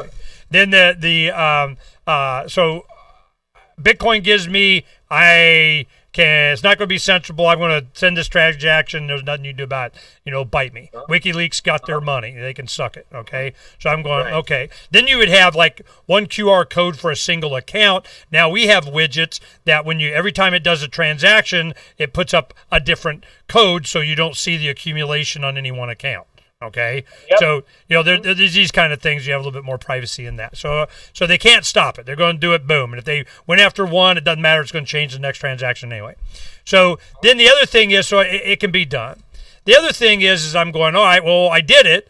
I pretty much want to make sure that the system is stable. It works, that it's there, that somebody can, they can spend it. It can go somewhere, and it hopefully is worth something. I mean, we got wide fluctuations and a lot of different stuff, but don't care. It's worth it. It's not zero. I mean, it has some value. I transfer. That's a feature that I want. Then the privacy thing. And I just don't want them to know that I did the transaction. So these are the three that I want. They can't, it goes through. They can't stop it. That there is something that went through, it's secure and that it's there, and that they don't know I did it. So I don't know how you classify those three. Well, I think you have all three, but you also have a fourth, which is that it has to be super easy to use. Yeah, no, I want a grandma just button, that's for sure. Yeah, and that's what it doesn't have. But the other three, I think we essentially have. Shoot, man! Give me the grandma just button, freaking super duper easy, fast, cheap, make it go work currency bubblegum money, and Bitcoin's my new favorite. We'll get all over it. Well, then go support the Samurai wallet developers or the Wasabi wallet developers. I don't know. There are market participants trying to solve the exact problem that you're talking about. Thank God. They're not going to do it for free. I mean, they need to get paid too. I mean, maybe they'll do it for free, and if they happen to be really rich, then maybe they can afford to. But it's amazing to me the development that's being done, Jimmy. I mean, how do you make your money? Are your resources paid out of blockchain development, or are you doing something else? Well, I mean, I wrote a book. I teach developers. I teach a class at UT. I get paid for all of those things. So, okay. So there's other stuff that I do as well. But yeah, I mean, for any entrepreneur. I mean, again, I wear this cowboy hat for a reason. There's the frontier almost is always lacking in people and resources. There was an old West, 1800s saying, "Go west, young man." And the reason they said that was because if you stayed on the East Coast, what would happen is that, say you were a lawyer or something, you would always get outcompeted by lawyers that were 40 years older, that had 40 years more experience, that everybody else already trusted. But you go out west, there's no lawyers. So guess what? You're going to get a lot more work. And that was the idea, is that on the frontier, there's always new opportunities that you can exploit, and demand for your skills and abilities that you can take advantage of. And I think I found some niches that I probably wouldn't have found, like doing the traditional programming stuff that I was doing before. But there's always opportunity, and this is there's not for you. There's certain skills that was able to really take advantage of this technology. When it came to us, it was the features and the benefits, and how once you started getting into the weeds, as people, there's only a few people that really embraced this, and on such hundreds of billions of dollars worth of crypto, and you have 50 people. I mean, that really understand. There's some entrepreneurs that have kind of an understanding of the math or what it can do or how they want, but the actual building of it and people that understand everything and how it, I'm going, that's where we need our 10,000 hour thing. And it's been, 10 years, and there's a lot of people coming up, and hopefully with our conversation, they'll be able to go, hey, Ernie, is this thing on? We got it fixed over here, dummy. Where you been? So I'm like, oh, thank goodness. Come on, let's talk about it. But you're happy with Bitcoin as it's going, as it is now. What's the future, you think, and what's the trajectory? What has to change for it to get to the wide adoption that everybody's talking about? I don't think it needs to change anything, actually. As long as the security is there, and as long as the, nothing catastrophic happens. Yeah. The big thing that we need to progress is time. People trust things that have been around longer, and this is we've already passed the 10-year mark. Once we start passing the 15-year mark, think about it. At that point, 30-year-olds, half their lives Bitcoin will have existed. Yeah, no, crypto is, I've been from the early days of what the hell are you talking about to everybody. We would give away, we'd have crypto parties that we would give away, little bits that when we used to be able to give away $1, without costing a bunch. But, we'd give those out, and then some people are like, man, bank, look what I got. Or it's somebody come up, hey, remember that Bitcoin you gave me back in the day? And I go, yes, I already know what's coming, Yes, when it was 20,000. Well, is there a Bitcoin customer service number I can call, kind of thing? Yeah. Because I lost my phone, I turned it in, I got a flat tire. It wasn't my fault. I mean, and I'm going, nope, life sucks. And I remember having this conversation with you and making you write down in front of me that piece of paper. Do you have it on you? Do you know where it is? Well, no, lesson learned. So this is, that can be an aspect. I was not, looking for that to not be a thing. You have to take responsibility for your finances, which I think is a good thing. I think but that doesn't mean it has to be difficult, or impossible for grandma to do it. But forget about grandma for a second. I mean, we're really talking about speculating on how the future is going to evolve. Okay. So for me, there's going to be a huge store of value demand, and at some point, people are going to start realizing, okay, you know what? I need to. I like every time I get dollars, I'm just converting into Bitcoin. I'd rather just take the Bitcoin and not eat the fees that go on whenever I have to convert from. Well, they're tracking for taxes or a whole bunch of other stuff. I would rather just get paid in Bitcoin for my good or service. Yep. At that point, it becomes much more of a method of payment. The $5 coffee that you're talking about, the coffee vendor is going to be like, well, I'm storing it in Bitcoin anyway, because my vendors in China that in Colombia that are supplying me the beans want to get paid in Bitcoin, and therefore I need to keep it in Bitcoin. So I'm going to ask my customers to pay me in Bitcoin, and I'll even give them a slight discount because it's going to be cheaper for me. At that point, then it's going to be more of a method of payment because, Ernest, when you want to buy coffee, you won't have the option of using US dollars, or you'll get a heavy discount because you're using Bitcoin. At that point, it becomes more of a method of payment.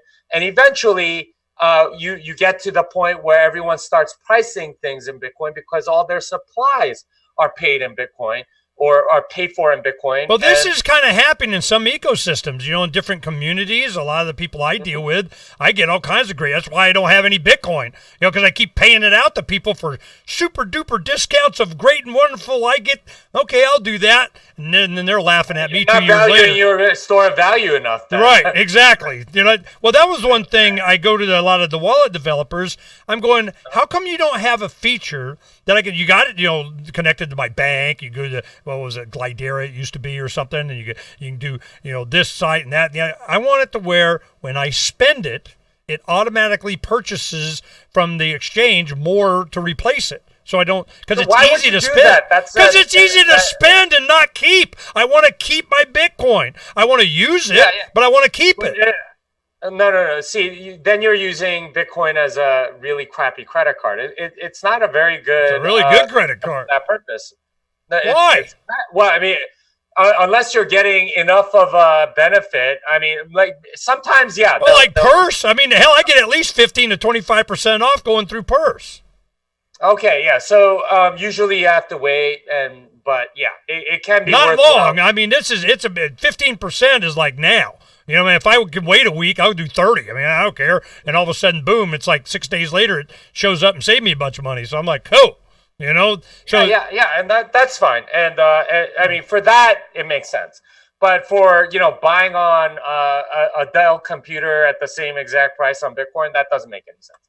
But your use case of it would be if it's like, think about it. We go to Open Bazaar, or we do a Silk Road or something. I don't want them to know what I'm buying. Even if it's Amazon, I don't want to help. It's just okay. All right, then again, you're de-anonymizing yourself because at that point. Yeah, I know the argument. I think we understand each other. My thing is, you can understand from our conversation that I've done my best to advocate for privacy. That is a thing with me. And I think you're not done advocating for scarcity. So that I think it has value. That first, yeah. I mean, I get that you want privacy, but the scarcity is, in my opinion, more important because that's if there were an infinite number of Bitcoins. Okay, I give you a good example. There's one guy that I met. I don't even want to say what state, but anyway. He's going, universal basic income. They want to do that. Crap, I got a crypto for that. Boom, here it is. You have universal basic. You want these guys without a job and not somebody pay me and give me something. Fine, we'll do it in crypto. You want, marry it to the dollar. You want, whatever. I don't care. Here it is. You want to make it inflationary. You want to add a crap load more later. You want to just keep putting it in forever into inflating the crap out. Fine, not a problem. Get these guys. Well, then it becomes a currency. It's like, bad money drives out good money. I mean, it'll be just same economic theory of everything that happens this way. So you can have it being spent. You can have it convenient. You can even have it private, but it may not have what you're talking about, the scarcity that gives it value. But to me, I'm not using it for scarcity value. That's what, Bitcoin or some other crypto is for, or gold or silver. So I can go, okay, but if it's a inflationary piece of crap currency that's easy and fast and private, I might use it. I might not, but I got privacy. I can buy whatever I want and they don't know about it, but it doesn't have any other feature. I don't know. It's got some features I like. So this, like with the Libra. Yeah, go use Monero. Like that's centralized, but it's private. Go use it. If that's your main concern, you can go do that. Pick me some up. When I diversify a little bit, a little some love going for Monero. But I mean, you just said it's a transactional currency for you, not a store of value. So why would you keep it in that? You should convert it right before you use it. No, I don't know what the heck I convert. It depends on what somebody will take. That's a whole nother thing is its availability to be used in commerce. Right. I can't go with gold and silver and use it with everybody. The payment is that the number of merchants that take it is the main thing that you need. This is one thing, Jimmy. Think of this. This is one thing I look at when you guys talk about this stuff. I'm going, that was like when Eric Voorhees was doing Coinapult with these Nokia flip phones, of which there's 1 billion. He's going, there's 1 billion of these phones. Oh my God, we're going to develop for that. Holy crap. And they just do text messages and that kind of thing. But they had to have third party and all this other stuff. But I'm going, that's one thing that's going to come out, is that we're going to have, in the next few years, the second half of the planet is going to be online.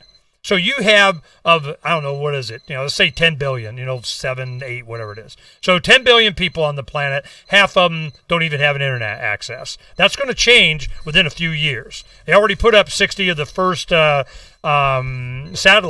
of the Starlink. And I'm going, okay, well, that's gonna get legs. Well, when people start being able to access the internet, they're going to either have a smartphone that freaking Bezos gave them, here, and it's preloaded with Amazon, and you can do this crypto, or it's Facebook Libra in our new store to compete with Amazon, and we merged with Walmart, or whatever the hell it's going to be. There is another half of the planet that has yet to even get online. They're going to very quickly, and they're going to be using cryptos. And the one that gives them the features that they want, a lot of it's going to be microtransactions. I guarantee it. It's not going to be store of value with these people. Whoever cracks that is going to win. Boom. Well, at least get a big giant dent in this thing, because it's going to happen much quicker than people realize. Well, I mean, I don't know. I think you're trying to predict something that is. Yes, I am. I am predicting that the speed I'm at which. sure it's going to come to happen.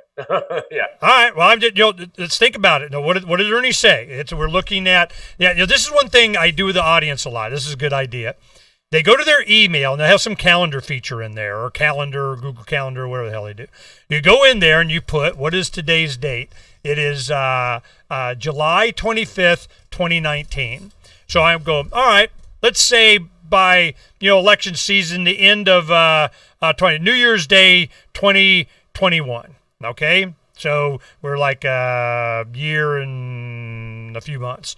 So by New Year's Day of 2021, I am of the opinion that there is going to be a big, giant talk, discussion during the election or right after it about how many more people are coming online. It's going to go exponentially. And once it hits satellites and they start putting them up by 23, I should give myself a little bit more time, probably like 23, 24, but by 23, say 25, by 24 election cycle, let's do that. The 24 election cycle, put the thing in, Ernie says by the 24 election cycle, the election of 24, there is going to be the majority of the planet will be online and have available crypto to use in those transactions. Now, which one will it be? 24.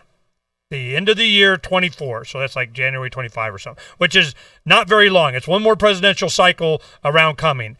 The rest of the planet. So when you say your 15-year mark that comes out, all of a sudden, I'm thinking there's going to be a crap load of people that want the benefits and features of crypto. And in a lot of jurisdictions, privacy is going to be a big, giant concern. I guarantee it. China, Russia, a lot of places. So I'm going. Well, so the market seems to be disagreeing with you, right? And this is a point that I made earlier, which is that as far as I can tell, not that many people care that much about privacy. You certainly do.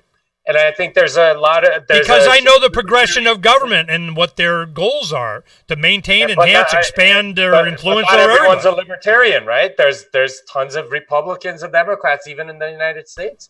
Oh, you're absolutely right. I'm not worried about that. I'm definitely more libertarian. And you mentioned before that, like, a lot of Christians are mocked. I'm a Christian libertarian, I guess. But, whatever the case, like... I'm saying there's a lot of Christian libertarians, and the reason is for principle and ethics, and libertarianism represents that, and privacy on this, I think, is one of those traits. I think you probably, if you had a group of Christian libertarians and Christian atheist. I don't know which one will want privacy more. It's probably tied, but I mean, it's maybe for different reasons. I just want to make sure we get on record, but by the end of 2024, I'm suspecting that the vast majority of the planet will be online. And let's put it this way, a vast majority of those not already online certainly will be. And they're going to have more and more internet accessibility. Hell, they open AI and Neuralink. They want to freaking put a chip in your brain. But, this is going to happen, and we're going to be spending a lot. It's going to be spending of crypto, not a store of value for somebody that's making $3 a day, the vast majority of the planet. The majority of the planet lives on less than $3, $4, $5 a day.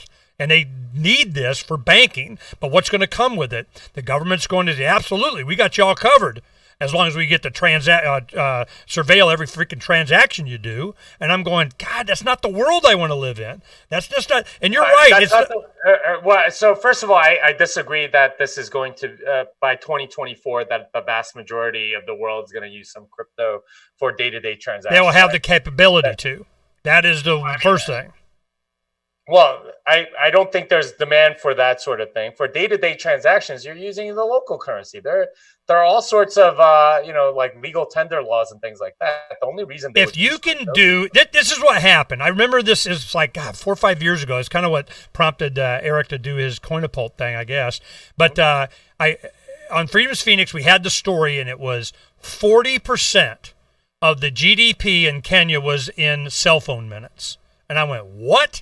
Because they made the ability for them to transfer cell phone minutes, and it became a currency. How many cell phone minutes for that egg? I'm familiar.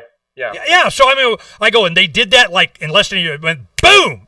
And to think that wouldn't happen with a quality crypto, smartphones that are given to them by Amazon or whoever the hell, Alibaba or whoever wants them to buy with them. So the story behind M-Pesa is very particular because they only had one cell phone provider, and the transfer of minutes was very easy. And basically that cell phone provider had a monopoly, and the central bank sort of let them do it so that it actually was the Kenyan pesa that was being transferred and not cell phone minutes very shortly after. So the adoption actually came at the behest of the government, not as a result of the free market. That said, they better have. Well, so they're going to blaze by them. Like central banks aren't going to, forget about central banks. The thing is, for day-to-day purchases and stuff, a lot of these systems already kind of exist, Ernie. Like you go to Hong Kong, you use Octopus card for absolutely everything. You go to Kenya, you use M-Pesa for everything. Yeah. You go to China, you use WeChat for everything. The transaction ability. I guarantee they're not private, though. No, but that's what people use. That's what the merchants accept. Yeah. I mean, like if you're talking about method of payment, the thing is, it's all dependent on the merchants, right? What they're willing to accept, and those are all regulated entities. They're not going to be like, I only accept this particular crypto that's super private. That's just not how things evolve. I saw it evolve. BitPay, I remember a lot of people, we were doing everything we could to get these on payment systems. I did the first transaction with that we did with cash from the bank, wired to BitInstant, that then put it in my blockchain, that I went to a silver gold dealer, and I got silver. I mean, I go, once they close the loop, I can go to the bank and wire to this and go get silver. Boom, we're done. Bam, Charlie gets arrested. So I'm just going, and it wasn't from lack of effort of them trying to comply with it. They didn't want you to comply. The fact that it worked was the problem. So I can see what the forces are pushing back and forth. But again, you have one end of the transaction, a merchant that's selling you fruit or coffee or whatever, that needs to accept it. Right? Like they are not. They did. And then what happens? The guy accepted it through, they put him in jail. Right, but regardless, what the thing that you're predicting, which is that by 2024, that the vast majority of people will be using some day-to-day crypto. No, that's not what I said. I'm saying by 2024, the majority of the second half of the people that are not on the internet now will be, and will have an opportunity to use crypto in their purchases, probably from a phone that was given to them. No, but you also said that they'll be using a crypto, and what crypto will that be? They have an opportunity to, at least, I would hope. I can't make them. Yeah, I mean, anybody with a mobile phone right now has the opportunity to. And well, these people, why would they get a smartphone? They can't even connect to the internet. They don't have internet access. They're in the jungle of Kenya, whatever the heck. I'm talking, there's going to be a 13-year-old in the Congo selling widgets, to a 15-year-old in Amazon that's using crypto through a satellite that got drone delivered. I mean, this is what's happening, and I don't want the man to know. That's not going to happen. All right. Jimmy Song says it's not going to happen. Well, first of all, international transactions are very much the exception, not the rule. Most transactions happen local to local, and if you're going local to local, you're going to use local currency. That's just how things are. Wow! Even Bitcoin, I see it as an international currency already. I go on Purse. I got somebody doing Amazon dollars in freaking Bangla. Who gives a crap? The majority of transactions in the world are happening local to local, not like Congo to Amazon. I doubt that transaction happens like once a year. Like that's like yay! That two random people are gonna do it.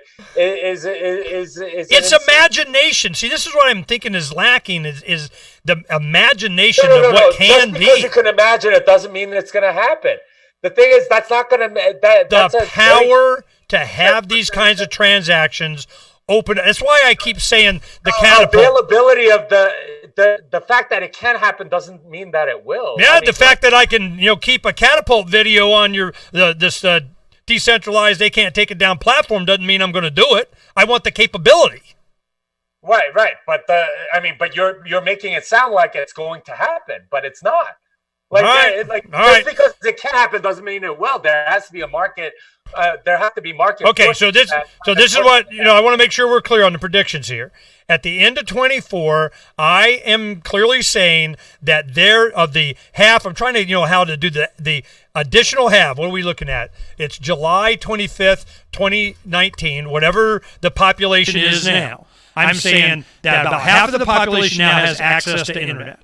The other half of the population, I'm saying the majority of them, over half of them, so we'll be up to 3/4 or something, of the people will be able to access the internet and have the capability of doing a crypto transaction. In addition to that, I'm saying, and probably from a free phone or a device that will allow them to do it. Why? Because they want them to use it with whoever's supplying it. Alibaba, Amazon, Fred's Tacos, whatever comes next, okay? So that's what I'm saying. You're saying no, but I just want to be clear about what I'm saying, the end of 24, okay? I think more people getting cell phones is not a very bold prediction. Maybe the only bold part of the prediction you made is that they'll be able to use crypto. No, they'll be getting it for free or something like that. No, the phone. No, the phone. Hell yeah. No, I don't think so. But that's another discussion entirely. No, we got to put a prediction up there. You're going to phone. Well, I don't think that's going to happen. Mostly because the latter half of the people that are coming online don't have much lifetime customer value, so why furnish them with a phone? But the economics don't work in that case. With regard to crypto, the opportunity to use crypto is true for anybody that has a smartphone, possibly even an analog phone, because there are technologies that let you do it. So, in a sense, your prediction's not very bold, other than the free phone part, and that has nothing to do with crypto. So I don't think that. Yeah, I'm thinking that. Well, yeah, crypto is like you have a method of giving me money. And heck, if it's Facebook, Facebook what you're saying is they'll have the opportunity to. It's a very easily predictable. Yeah, but the phone thing is what throws you. I'm thinking. No. The phone thing doesn't really matter, but that's the only bold part of your statement. Okay. The rest of the is not controversial. All right. And I'm thinking they're going to want privacy features, especially if they're in regimes that they need it. I don't think so. I don't think they care about privacy at all, especially if they're getting a free phone. No, this is where you and I differ. You know, it's that I put a lot more emphasis on privacy. Think about all the people that have access to Bitcoin right now. How many of them care about privacy? Most of them don't. That's where we differ. I'm thinking that is a very important selling trait of this technology, and that when people, the more people comes on, the number of people that just keep it on Coinbase, which requires you to KYC and everything. No, I understand. I joined all of them. I meant Circle, Coinbase, Glidera, I meant sign my shit up. I want, man, you want to be safe, you be on the list, we'll be on top of the list. It's safer there. So it's not about me. I'm not worried about me. And all this stuff is kind of, it's my grandchildren. I don't want them going up in a world where it's predestined that they're going to be under surveillance for every bubblegum transaction. And I'm not going to advocate for it, and I'm not going to sit still for it. I'm going to come out and I want to do everything I can as creatively as I can, with Pirates Without Borders thing, the show, Freedom's Phoenix talking to you, that, because it's so important that I get to talk to people like you, because you're in a position when the time comes that you weight a decision a little bit this way or that way, that hopefully I'm a straw that got added to the pile of, let's just go this way a little bit. That's all I ask. That's all. I just want to articulate it, hoping that you can understand that I do think it's a market demand. And that there's some for it. Some people, they go, I don't care about that, but they're not going, I don't want that because it's got privacy. I want everybody to know. I don't think it's a feature to not be private. You see my point? What you're saying is that, there's a bigger market than I think, and I might be entirely wrong. But the evidence that I have right now and the data that I can use, and the objective data that I know, is that hasn't been that much of a market. It's like analog brakes or seatbelts or anything. There's not a big giant market demand, but people would rather have it than not. Here's the data I'm looking at. You can go get virgin Bitcoins from a miner, right? These are Bitcoins that I mine. And you could pay a premium for them. Turns out there's almost no market for it, right? Like they could charge a tiny premium, but even then, there aren't that many people that buy it. They'd rather just go buy on Coinbase. Yeah. Well, now it's a lot cheaper to just go buy, probably. Yeah. Well, I mean, even if the premium is less than 1%, there aren't that many people that'll do it, right? There's this thing. No, I understand. The market, I'm not worried about what the market, I'm not looking at market signals. I'm looking at Ernie's signal. I'm looking at what I want. Again, but you're making claims about the market. Well, what claims? All these people that are going to come online in the next 5 years are going to demand this thing, and I just don't see that. Preference. Because if I have one, all things being equal, the more private one wins. Again, that's not, you're not going to have any all things equal things. You're going to have Bitcoin. Yeah, no, I'm with you. We'll see. And that's it'll be a fun prediction. We'll take a look at it. Well, I'm not sure there's a prediction there, because other than the free phone thing, none of it's controversial. So I'm not sure what we're going to measure against. Well, I'm saying that there's a whole bunch more people coming on that are going to be customers for crypto, and the people that already have access to the internet are going to be using more and more crypto, especially as this Libra thing comes out. So crypto is not going to be a secret. And as they get access to be able to transact in a crypto, are they going to pick privacy as one of the features they desire? And I'm saying I think they are, and you're saying they don't care. Popular.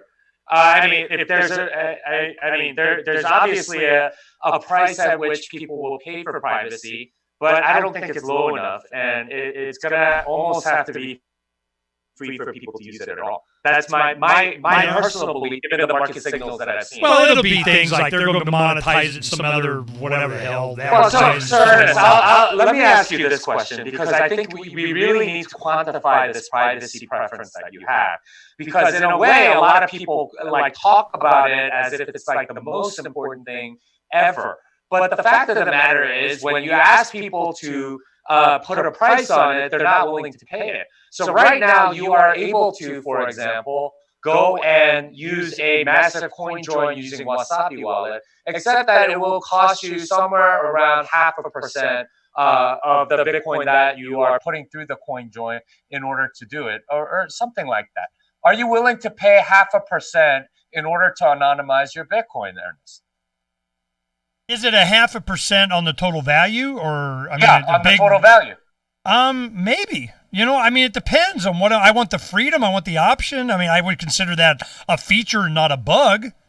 Okay, yeah, I mean, there are services like that, and if you want to support the Wasabi developers and help them to implement this in a way that makes it more profitable for them or whatever, if you're willing to pay for it, that makes sense. But market signals tend to indicate that whenever you price things out like this, nobody uses it because they think it's too expensive until it gets to like a very tiny fraction. At that point, it's not worth doing for the entrepreneurs. No. I understand. There's going to be a niche market for this, and because development goes down in cost. Somebody builds on top of something, and all of a sudden, bing, and you got the solution, and then do the claws come out after somebody that fixed it? I hope not. Because generally the thing about development is that you may get some libraries and tools that are written by other people that are open source or whatever. But if there's profit in it, generally it's going to be like closed source or whatever. Yeah. But regardless, what I'm telling you is that from the market, people just aren't willing to pay for it that much. You could do this all day long, shape-shifting to Monero, doing a few transactions, shape-shifting it back, doing something similar with Liquid, transferring to Liquid, doing a few hops and transferring it back. People aren't using it that way, and there are very few people that use it. I'm hoping it's by default. I mean, that's what some of these are. I understand. Talking to a non-technical guy, you're telling me that nope, you can't get that sports car in automatic transmission. That's just the way it is. And I go, the answer is always yes. It's just how much. I guarantee you. And the automatic shift sports car just isn't selling. That's what I'm telling you. Right. Hey, thanks. Give out some information on yourself. People go check out your stuff. You got channels, books, whatever. Go ahead and pimp yourself for me, will you? Oh, sure. Okay, so I got a book on Amazon, Programming Bitcoin. If any of the technical details of Bitcoin are interesting to you, please go buy that book. And it'll help you learn all about it. I also have a website, programmingbitcoin.com, where I have upcoming seminars where I live teach some of that stuff. I have a Twitter at Jimmy Song. I got 156,000 followers, and I have a newsletter that I do, Bitcoin Tech Talk, that I send out every Monday, technical news about Bitcoin that I try to distill into one newsletter. I have a Medium blog at Jimmy Song, where I publish various articles about my thoughts on some technical issues related to Bitcoin. And I have a YouTube channel, Off Chain with Jimmy Song, that you can go look up on YouTube, where I put out content every once in a while. I haven't been as consistent because I've been on vacation, but I will be posting more stuff in the future. That's about it for me. Is that all? No, it was a pleasure. Thank you for engaging in this conversation with me, with respect. I really appreciate it, because I'm so frustrated that the privacy issue is not addressed, or it's diminished in its importance, but at least you explained why you think that it's not a market demand, enough that, you can all things being equal, you can pay for it, get somebody to do it for you and knock yourself out. So I'm glad that I got to be able to express myself. Hopefully you got to be able to express yourself and give your opinion. Is there anything you missed out on you wish you would round it out more? I mean, I don't know your audience like you do, so it's kind of hard for me to say I missed X, Y, or Z, because I don't know. So, but I think this was definitely a lot of fun, and hopefully we'll do it again sometime. Yeah, no. We'll give it a little bit of time. I enjoyed talking to you. It's the frustration I get with Tone is that he defaults to you all the time, or someone like it. He's going, well, the smart guy said. I go get the smart guy on then, damn it, because you're freaking killing me here. Well, I appreciate you spending this extra time with me. I knew we were going to need extra time, and I know it may have drone on for a lot of guys, but I just feel better having had it said, and Jimmy Song spending the time with me to help explain it to me, and hopefully you got something out of it. Peace, guys. Thank you very much, Jimmy. I look forward to talking to you in the future. All right, thank you. You bet. Peace, brother. All right.